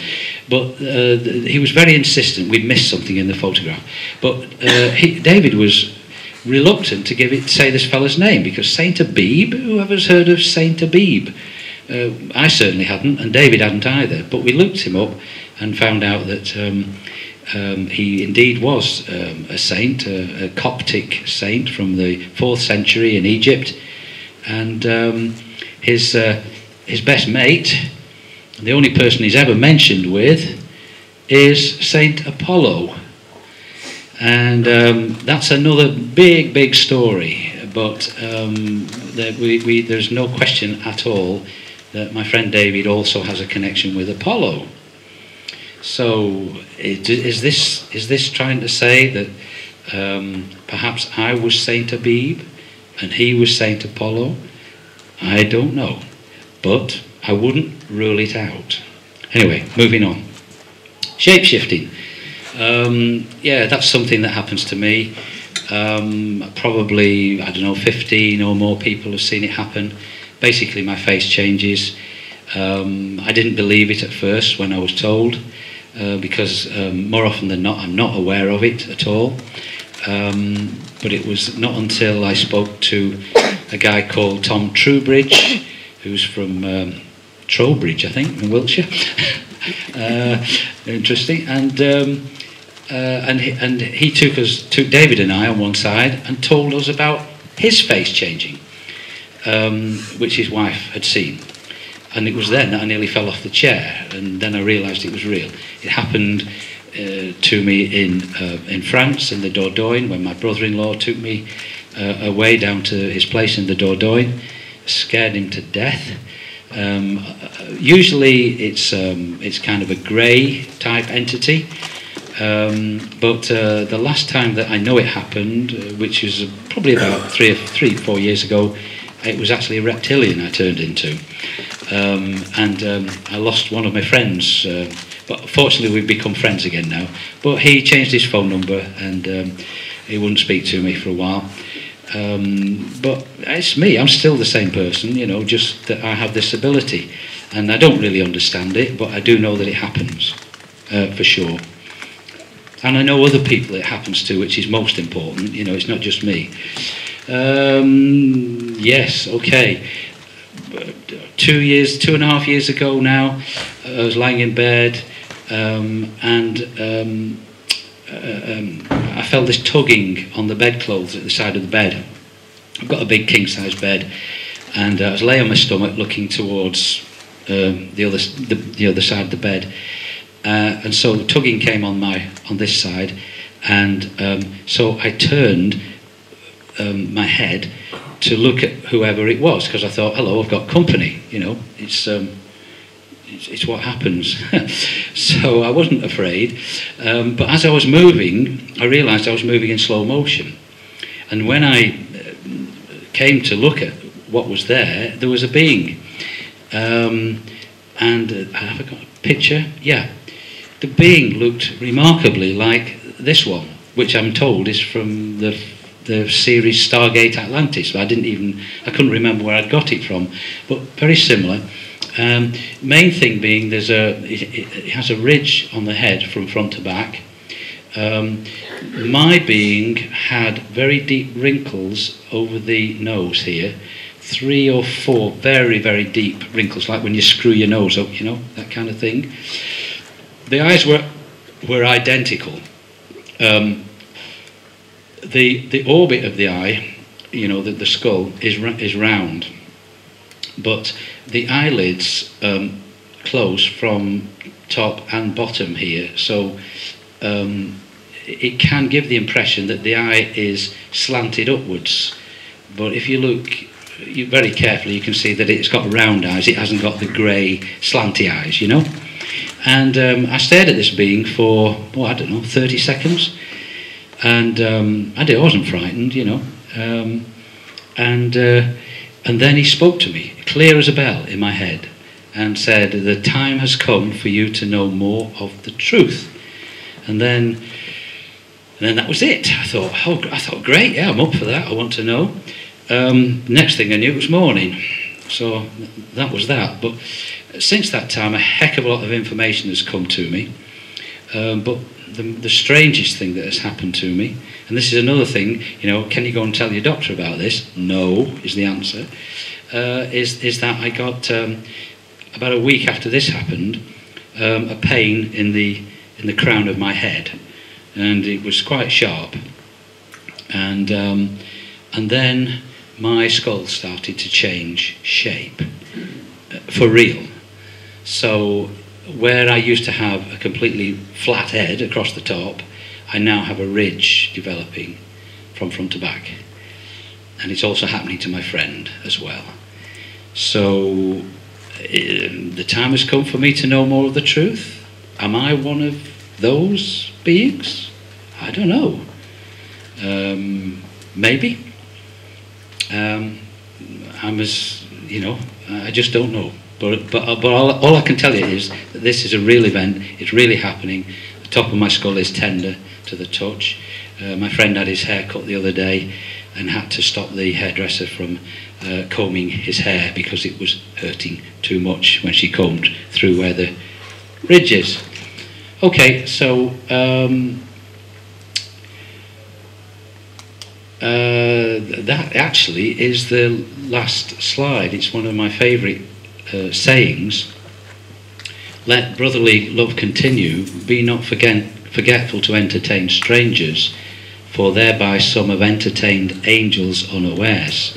It's from Isaiah in the Bible, and you never know who's walking about, you know, do you really?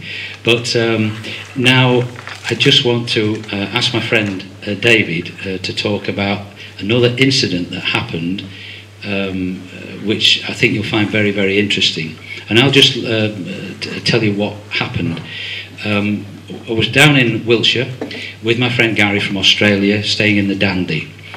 Two friends, Mary and Tanya, who were both abductees, came to visit, as well as David and Linda. So there were the 6 of us there, and I thought we were in the Dandy, talking about our stuff.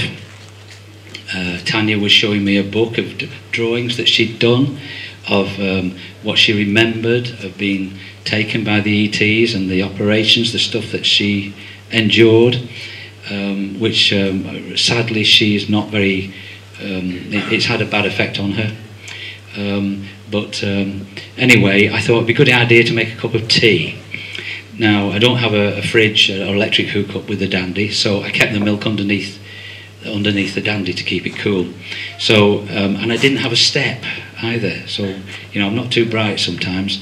And I was wearing sandals, and the grass was a little bit long, and in the winter time they'd had horses in the field, and there were the great big flipping hoof marks hidden in the grass, which I didn't know about. So I put my foot down, and I went over in one of these horse hoof print things, and there was this tremendous bang like a gun going off, and I fell to the floor on my back, and I knew that I'd broken my ankle. I didn't need to see it, believe me, it was horrendous. But as I was falling down, I just accepted it, which sounds ridiculous, but I did, and I just thought, it is what it is. Even before I hit the ground, it was almost like being in slow motion. So my friend David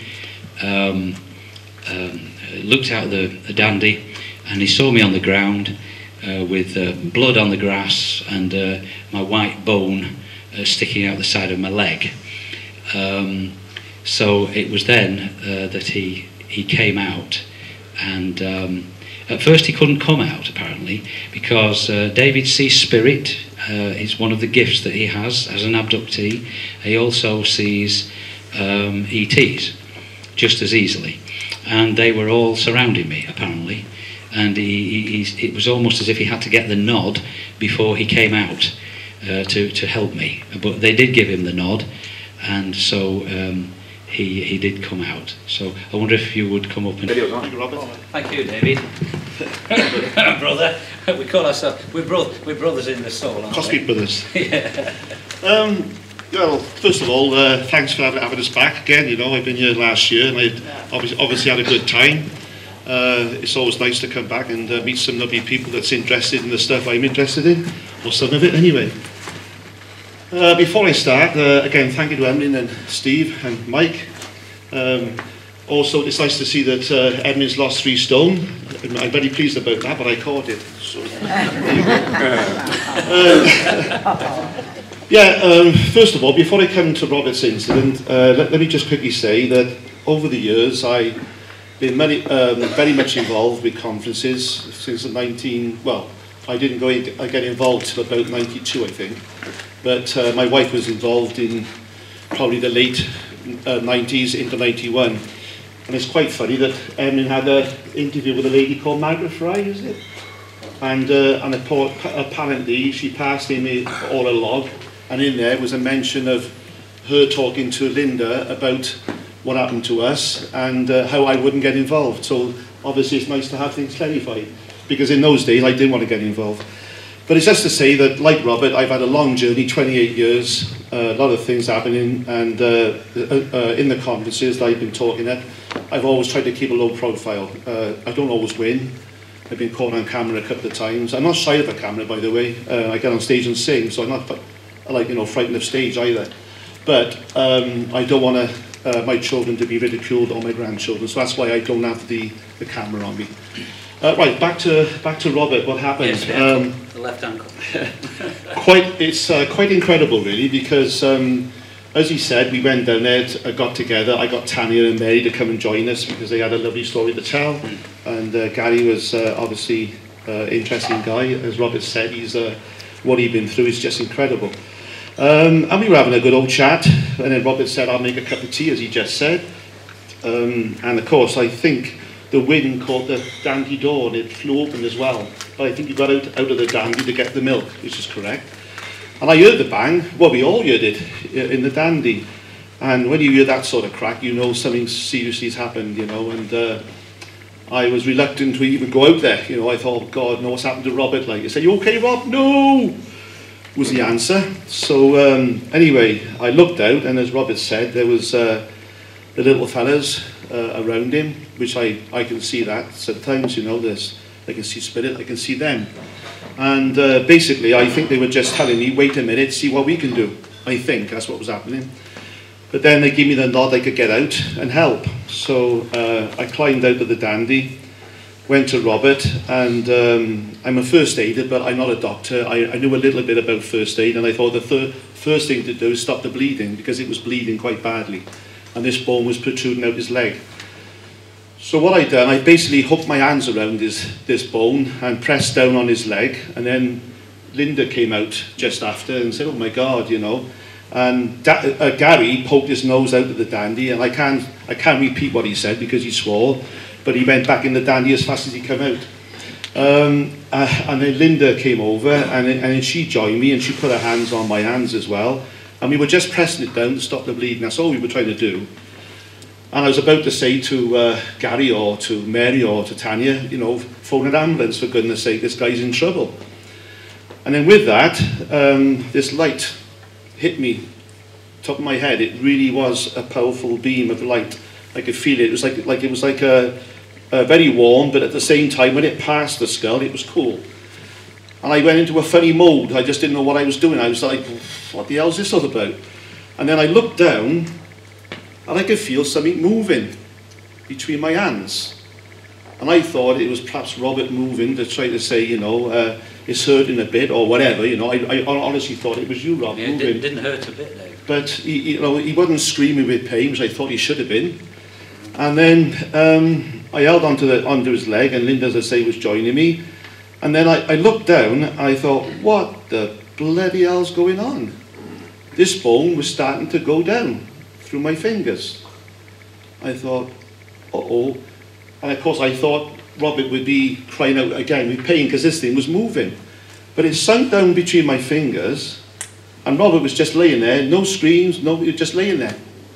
And the next thing I can remember, looking down, and Linda, where all the blood was over my hands, it started to go.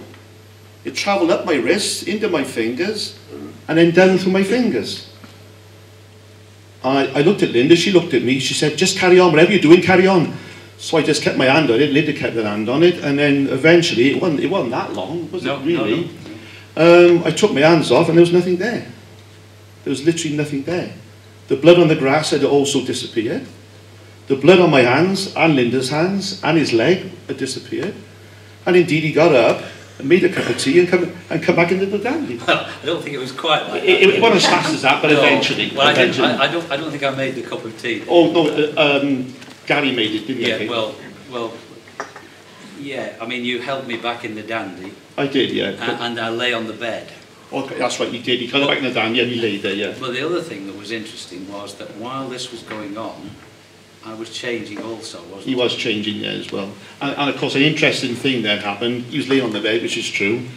I was basically the second person in. There was Gary here, I was there, Robert on the bed, Linda, Tanya and Mary on the other side of the dandy. And then an ET sat between me and Gary. And I'm looking at this ET and thinking, oh, hello, sort of thing. Because obviously they don't frighten me no more. Ghosts don't frighten me, they used to, but they don't anymore. I've seen so many ETs, it doesn't frighten me no more. Except when they come and visit me and put me through pain with needles, like they did 2 weeks ago. They got seven acupunctured on my legs, I call them.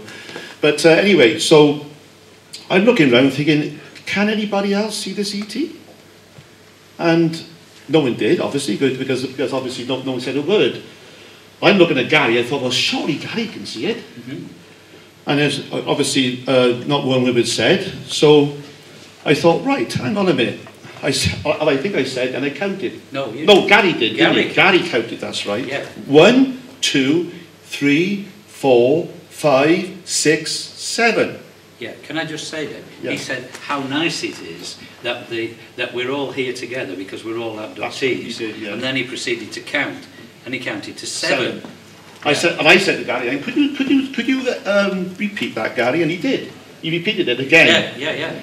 And then I said, and of course, then eventually this ET disappeared, and then all I can say is then we did have a cup of tea, Yeah. but you didn't make it. That's right.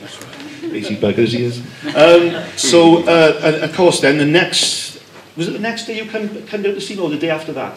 Well, You come back to see me, didn't you? no. What happened was you and Linda, Mary and Tanya left later in the afternoon. That's why we didn't even know that. Okay, I better have the mic, I think, yes. And so Gary's a real talker, and he kept talking and talking late into the evening. And eventually I said, Gary, I got to go to sleep, I'm tired. So he said, yeah, fine, Rob, I understand. So no sooner had he stopped talking, then I saw at the bottom of my bed a person giving me healing on my ankle. And I recognised this person as being my cousin, Brenda, who was a healer in life, but she had been dead for a few years, but we were very, very close. But I could see her long red hair. It was very obviously her. But I have no doubt that if she'd have turned her face towards me, it would not have been the normal face that I would have recognised. I say that because she also was a shapeshifter, and E.T., her face changed to an E.T. as well. It actually happened as she was passing away, and her daughter saw that happening. So I know that to be true. So I knew this was happening. Brenda was there giving me healing. Wonderful, thank you. Meanwhile, Gary could see somebody by the door, and this person was insisting to Gary that he say something to me. And of course Gary was, he didn't want to say anything because he thought I'd be annoyed, you know, because I was so tired. But this person insisted again, and then again. And eventually Gary gave in, and he said, Rob, I'm so sorry, but I have to say this. I've just got to say, it doesn't make any sense whatsoever, but I've got to say 1, 2, 3, 4, 5, 6, 7. And I said, Gary, it makes perfect sense. The 7th person is with me now, and she's giving me healing on my ankle.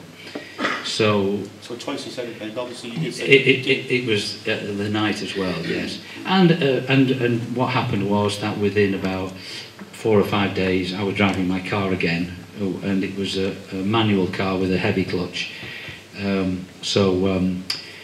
was a miracle in the field, and you know these things do happen. So there you go, Dave. And of course, you know, over the years, we've had some fantastic journeys together, you know, and you know, as he said earlier, you know, some of the marks that Robert gets, I get it, but on the opposite hand, in most cases, anyway. Yeah. And of course, this ridge thing, then I'm afraid I got one as well, growing, so it's quite strange. Anyway, I'll let you carry on, Rob, because obviously I had my share last year. And, well, look after yourself. Okay. Thank you very much. Thanks, Dave.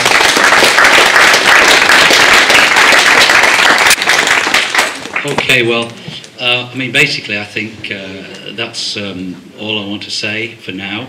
But I'd be very happy to take any questions anybody's got. If anybody'd like to ask anything. Yeah, I'll kick it off. Oh, you okay? Do you want to? No, sorry. Okay. You mentioned military involvement Yes. with this. Yes. Would you like to expand on that? Yes. Well, Gary, for instance, in Australia, when he was a boy, he lives in Adelaide. He was taken in a craft. He would be about 7 years of age, and he was sat down at the controls of the craft.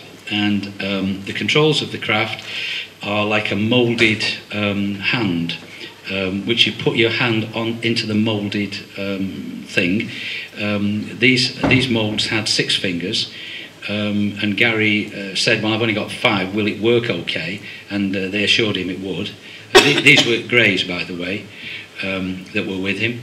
And apparently there are sensors which pick up the nerve impulses from the ends of your fingers, and there's also one in the palm of the hand as well, which picks up with it. And just by thought alone, you're able to move the craft. And he was instructed, he said the seats were only little for them, because they were only small, which he said was a good job, because I was only young, you know. Anyway, he said, there's no window, so I can't see. So they said, well, just imagine there's a window there. And there it was. So they said, we want you to fly up to Mount Lofty, which is the big mountain at the back of Adelaide, and fly around the telecommunications towers up there. There's about 3 of them, I think. And so he did, and he flew in between them. And then they said, fly towards the sea, to Glenelg. And when he got over the sea, they said, right, now dive it straight down into the sea. So he balked at this, because he thought, well, if we hit the water, we're all going to be killed. But they said, you won't be killed, everything will be fine. So they convinced him. So he dived into the sea, went through the water without feeling anything at all. And then he could see the seabed coming up, because the water's very clear there.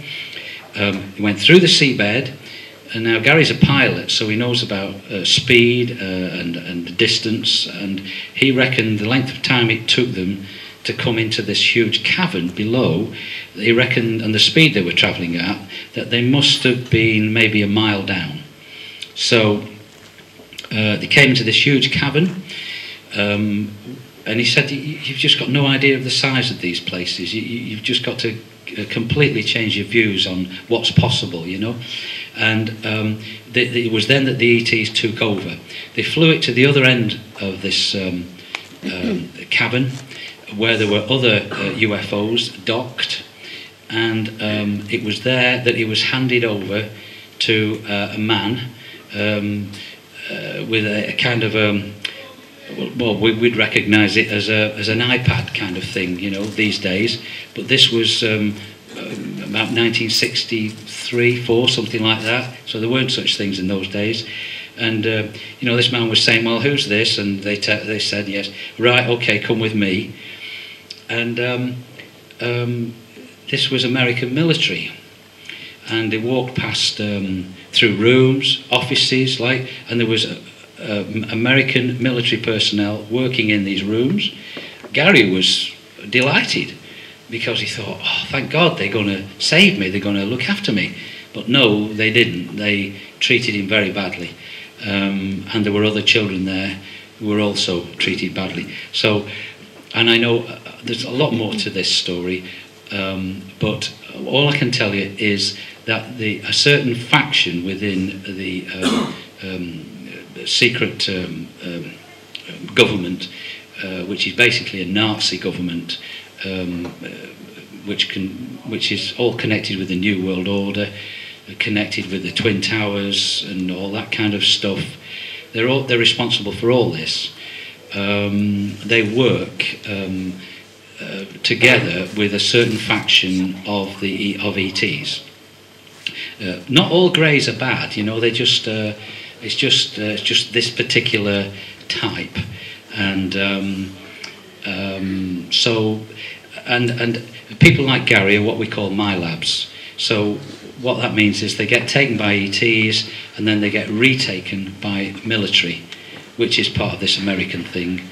And it doesn't matter that he lives in Australia, because the Americans basically run Australia. There's no question about that at all. And they have a horrendous time of it, I'm afraid. I feel that I'm fortunate that I'm not part of that MyLab thing. I know others who are, and it's horrendous. It really is horrendous. I'd like to think that my ETs are okay, But I don't think we're the exclusive property of one particular race of ETs. And, you know, like, you know, David here, you know, he's had really incredible, wonderful experiences, but he's also had some pretty bad ones, particularly recently, which I'm glad I don't have. So, yeah, military, definitely working with certain faction of the ETs. But just on a good note, I'm told, reliably, from a friend of mine who goes aboard ship fairly often, that there's a huge battle going on in space around in this solar system, and people have come from far and wide to put an end to this state of affairs. Some of the good people are the cat people, the lion people, as you might think of them, and I'm told that they are actually winning the battle. The battle is between a couple of reptilian factions, the Dracos and the Orion reptilians, who work with a particular faction of Greys. And they, of course, are the ones who influence the leading politicians and bankers and, you know, the Rothschilds and all these people to do the evil things that they do. So it's a positive note that I'm just leaving you with there, as far as that's concerned. The battle is being won. It might take a while, but we'll get rid of these buggers, you know. Yes, okay. Anybody else? Yeah. And what you're describing, you know, it sounds like, you know, you're talking about ETs, but it also sounds like spirit world. Yeah. And maybe, you know, are you saying, like, do you think that ETs are the same as spirits or poltergeist and that type of thing? Yeah, well, ETs most definitely are able to move in different dimensions. I'm quite sure that's how they manage to travel so quickly. Yeah. Through space. They don't have the problem of dealing with mass. You know, Einstein's theory of relativity doesn't hold water at all when it comes to these guys. Whatever field it is that they put around the craft is able to negate the problem of mass. Like I was saying with the afterlife investigations, the light being, which was definitely on that film, showing supposedly people within the spirit world, was in my bedroom. That was connected with an ET thing. So the same beings, actually, those light beings actually are in our spirit world, and they may have a lot to do with our incarnations, if you like, you know. It's definitely connected, yeah. Can I just, also just quickly, are you psychic? Yes, I do have psychic ability. What can you... Well, mine's to do, it's various things, precognition, telepathy, okay. Those things, okay. Yeah. Do you think they're interested in you because you're partly psychic as well? I think that the vast majority of abductees have psychic abilities. It's absolutely certain that that abductions run in families. You know, as I've told you, both my sisters, my mother, grandmother, and other relatives, we've all been taken. And so it's definitely to do connected with genetics. You know, people think about, you know, the Sumerian stuff with Zecharia Sitchin saying that we were created by the Anunnaki and this kind of thing. Well, people make the mistake of thinking that tinkering has finished then, all those years ago. Well, it hasn't. It continues to this day, and people are being altered, and it may be that certain bloodlines are more capable of being altered, you know. So that's it, yeah. Thank you. Yeah. Okay. Have your children been taken? That's a bit of an awkward one. I would think it's almost a certainty. You don't talk about it, though. we don't talk about it. My younger son has told me of certain things that have happened to him, which I can interpret quite easily as being connected with ETs. But have you told them about your experiences? Not in great detail. This is what I was trying to bring out in the talk. The problem that we have with family members. To be honest, we have less problem with dealing with the ETs than we do with family and friends. And the people that we would look to most obviously for support, because we're struggling to deal with this ourselves, are often the people who shun you, because they don't want it to be part of their life. They want a normal life. They don't want this getting in the way. And I'm afraid it does get in the way. Can I also say something about yes. that question? Yes, certainly do. But the fact is that when we had an encounter, our children were taken as well. And we know for the fact that, I know for the fact that if I was on there, they were on there. And that was really upsetting to know that. And of course, for my wife as well. But the strange part about it, when we got to the campsite, we decided to draw what we'd seen. And we all, of course, then the kinds of drawing all the time. The couple of days after that, the children were almost in denial. They said, I can't remember anything of it. It was a craft or what have you. But then, when we got home, and they went back to school, it all opened up. Yeah. They started drawing all these alien faces, and so forth. So I think that the aliens, or the ETs we call them, or the Greys, they got the ability to switch off these memories. Yeah. I know that mine's been switched off, but I can only remember 3 instances on the craft. All the rest is gone. Yeah. Thanks, David. Yes, Gary. I was just going to ask about your relationships and breakups. You said something about that in your presentation. How did that happen with you and anyone else around you? Oh, crikey. My wife hated it. She knew. I mean, she was with me when we stood under the big craft back in 1980. She couldn't deny the fact.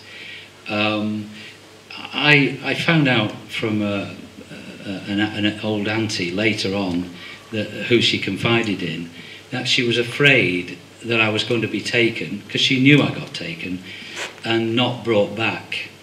And she was frightened of that happening. And unfortunately, I didn't see that. I was so engrossed in what was happening to me, I didn't see it from her point of view. So gradually, we became further and further apart.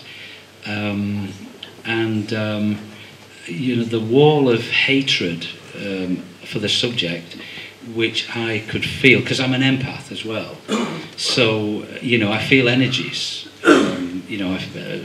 auras around people, that kind of thing, standing stones, ley lines. I don't need dowsing rods, the wall of hatred that came, the energy, it was so bad. I could never even dare speak of it in the house. And so it just drove a wedge between us.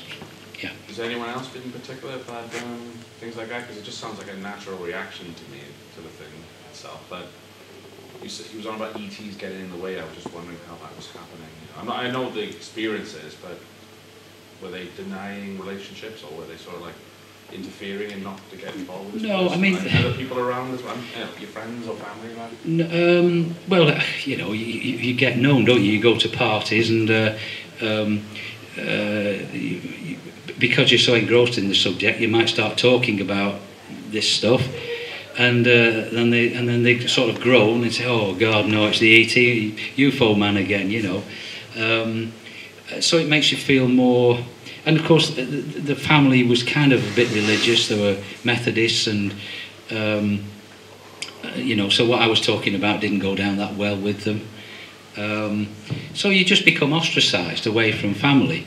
And then what happens is that you meet other abductees, and instantly you recognise something about them, and they then are your family. Like David and Linda. you know, are my family. You're comfortable. You don't have to explain yourself anymore to people because they already know, you know. I have, thank goodness, I'm so lucky I've got friends all over the world who have also been taken. You know, I probably know as much about the subject as anybody. That information has come to me. It's not like I've gone out looking for it. It's like upstairs, the ETs, that it's important that I need to know this stuff, because I'm going to be doing stuff with it in due course, and maybe tonight is just just another stepping stone to spreading this message, you know. And because it's time the truth was told about abductions, you know. Even in big conferences, you seldom get abductees speaking, because the people who organise these conferences are often very uncomfortable when it comes to abductees. They're okay talking about UFOs, lights in the sky and stuff like that, but that's kid stuff compared to actually looking at an ET in the face without being afraid. And a lot of these big blustery guys, they can't do it. And I'm not going to mention any names, but I know people who organise conferences and they're not comfortable with this stuff at all. But it's time it came out, because while it's kept under wraps,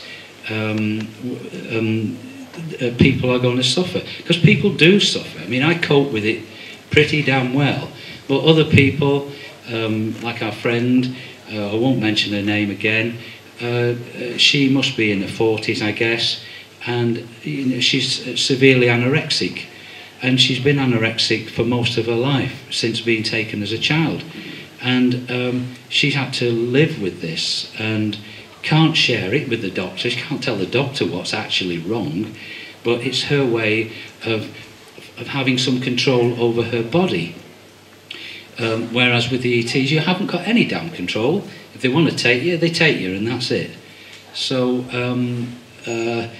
I'm making a stand for us abductees is really what I'm doing, you know. Yeah, thank you. Yes, Emily. Yeah, I'd like to explore the concept of the star child thing. Yeah. Did you say that you were a star child? Familiar with that term? Yeah, I am familiar with it. You mentioned Jason Andrews. Yeah. I don't know. An incarnated ET soul. I think that's entirely possible, yeah. I think it's more than likely that I've been an ET in another life, and maybe that is so strong that it bleeds through into this life somehow or another. I don't know.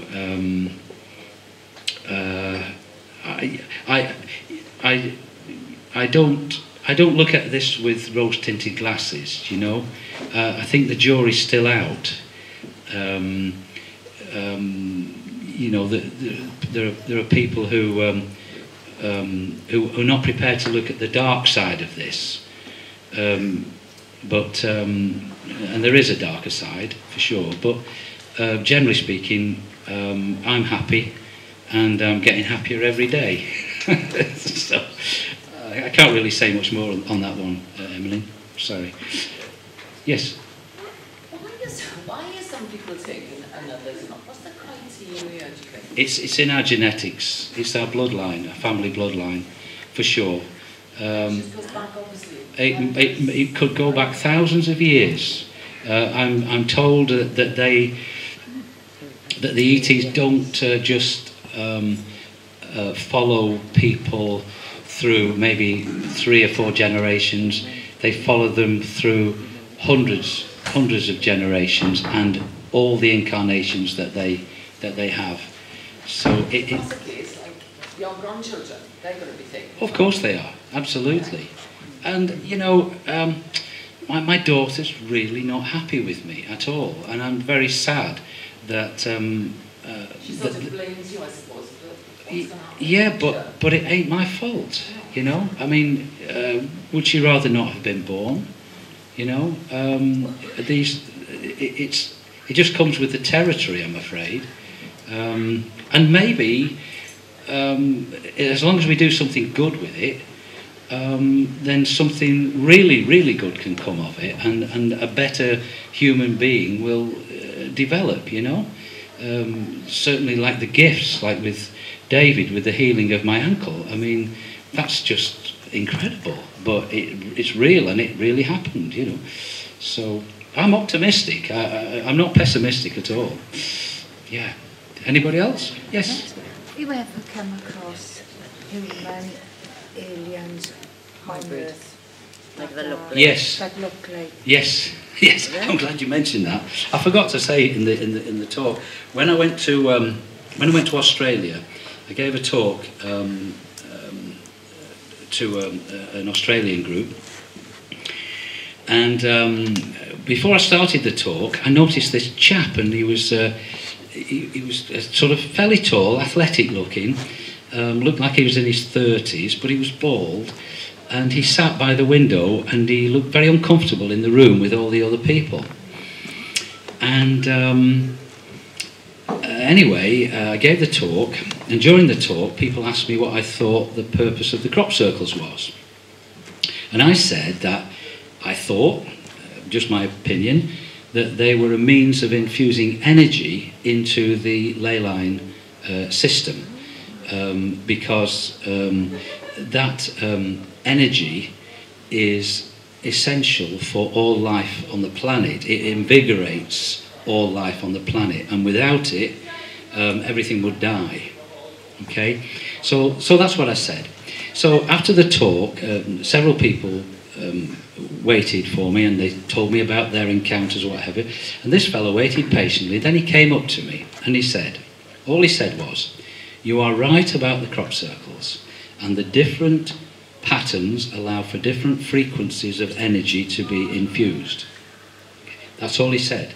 Then he took my left hand, and he started to move his hand over it, and in a circular motion, and then I felt the energy, and then he moved his hand up my arm. I felt it go up my arm, and then back down again. Then he started to tease the energy off the ends of my fingers. Okay, that was with his right hand. Then with his left hand, he was moving the energy across my solar plexus. Now this guy I'd never seen before in my life, and nobody else had either at this group, and they've never seen him since either. And so, and they were doing this, and then all of a sudden the energy went up like 100 times more than anything I ever felt, and it was just incredible, but it wasn't uncomfortable. And I just looked at this guy, and I beamed a huge smile at him, and he beamed a huge smile back at me. It was a smile of recognition. I knew who he was. I knew he was an ET. And he reached forward, he embraced me, he turned round and walked out the building, never said another word. Nobody's ever seen him since. And I'm quite certain that he came to give me a little pat on the back, and to say, you know, well done, you're doing the right thing, keep on, and we're here with you, and we'll keep helping you. And I'm certain that I've never seen him since, but I'm sure I still have that connection with that being. So yes, I have been embraced by one. Wonderful experience. Thank you for asking that question. Yes. You know when you said you injured your leg?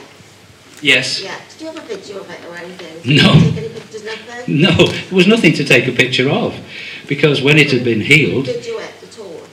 Well, we couldn't. No, I mean, as scar or anything? No, there's nothing. There's nothing. No.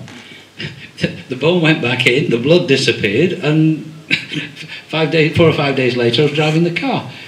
I mean, I can only give you what Dave saw, because I didn't see what was happening. All I knew was that I'd busted my ankle. Because when you hear a bang like that, there's no doubt about it, you know. So, no, I'm afraid there's no pictures, because once it had healed, there was nothing to show, you know. So there we go. Anybody else? Is that it? We okay? Yes, Alec? Yeah, to get back to the war in space. Yes. 5 or 6 times over the last 5 or 6 years, I've witnessed these enormous crafts. Yes. They're like battleships, huge. Yes. And on one side with the Americans, on the other side with the ETs. Mm-hmm. And it's kind of like a lot of cloud and mist, so it's, in other words, we can't see it. Like it's on the 4th dimension, maybe. Yeah. So I've seen this 4, 5, 6 times. And also somebody else we know, his name is Adam, he also sees this, and he's been in that abductee since he was a child. Yes. I haven't, as far as I'm aware. Right. If I see this, I'm puzzled. The bad guys are the Americans. Well, some of the Americans are. This is it. It's a secret. I mean, there are. It's only a faction that are involved, but they're very powerful, and they've been working for a very long time to put themselves in certain positions within the military, the CIA, FBI, all these different places, and they're not easy to get rid of. But I think I'm sure it's happening actually. Well, I know it's happening. But the main fighters in the battle are beings from other worlds who have also suffered at the hands of the reptilians, and they're determined to put an end to it. But the Americans, I think, are cahoots with them. They're in cahoots with the reptilians. Yeah, yes, definitely. Yeah. The sad part is, Rob, also is that there's people that's been taken like us, as you know. Yeah. And we obviously didn't like it at the time. I hated it at the time. Yeah. But also, we almost got to be aware that there's the bad guys as well. Yeah. Because we do know, not frightening anybody, No. but we do know they're taking any and eating. You know, that's happened. I mean, thank God, whoever contacted us and took us, Yes. and then come back ever since, and they're still coming back. Yeah. It's all been pretty positive. But Yeah. I think that's what frightens people the most, because when you talk about people like us that's been abducted Yeah. and so forth, Yeah. straight away, you know, they're looking at it, oh my God, if they take me, what will happen to me? Hmm. Well, sometimes nothing, except you get gifts. And Yes. that's the end of it. Yes. Okay, you get marks, which is a bloody nuisance, but that's another story. Yes. Yeah. It's. Yeah. I'm glad that I am who I am. I wouldn't like to be anybody else, and you know, wherever this is leading me, I'm happy to go along with it. You know. So yes. Yes.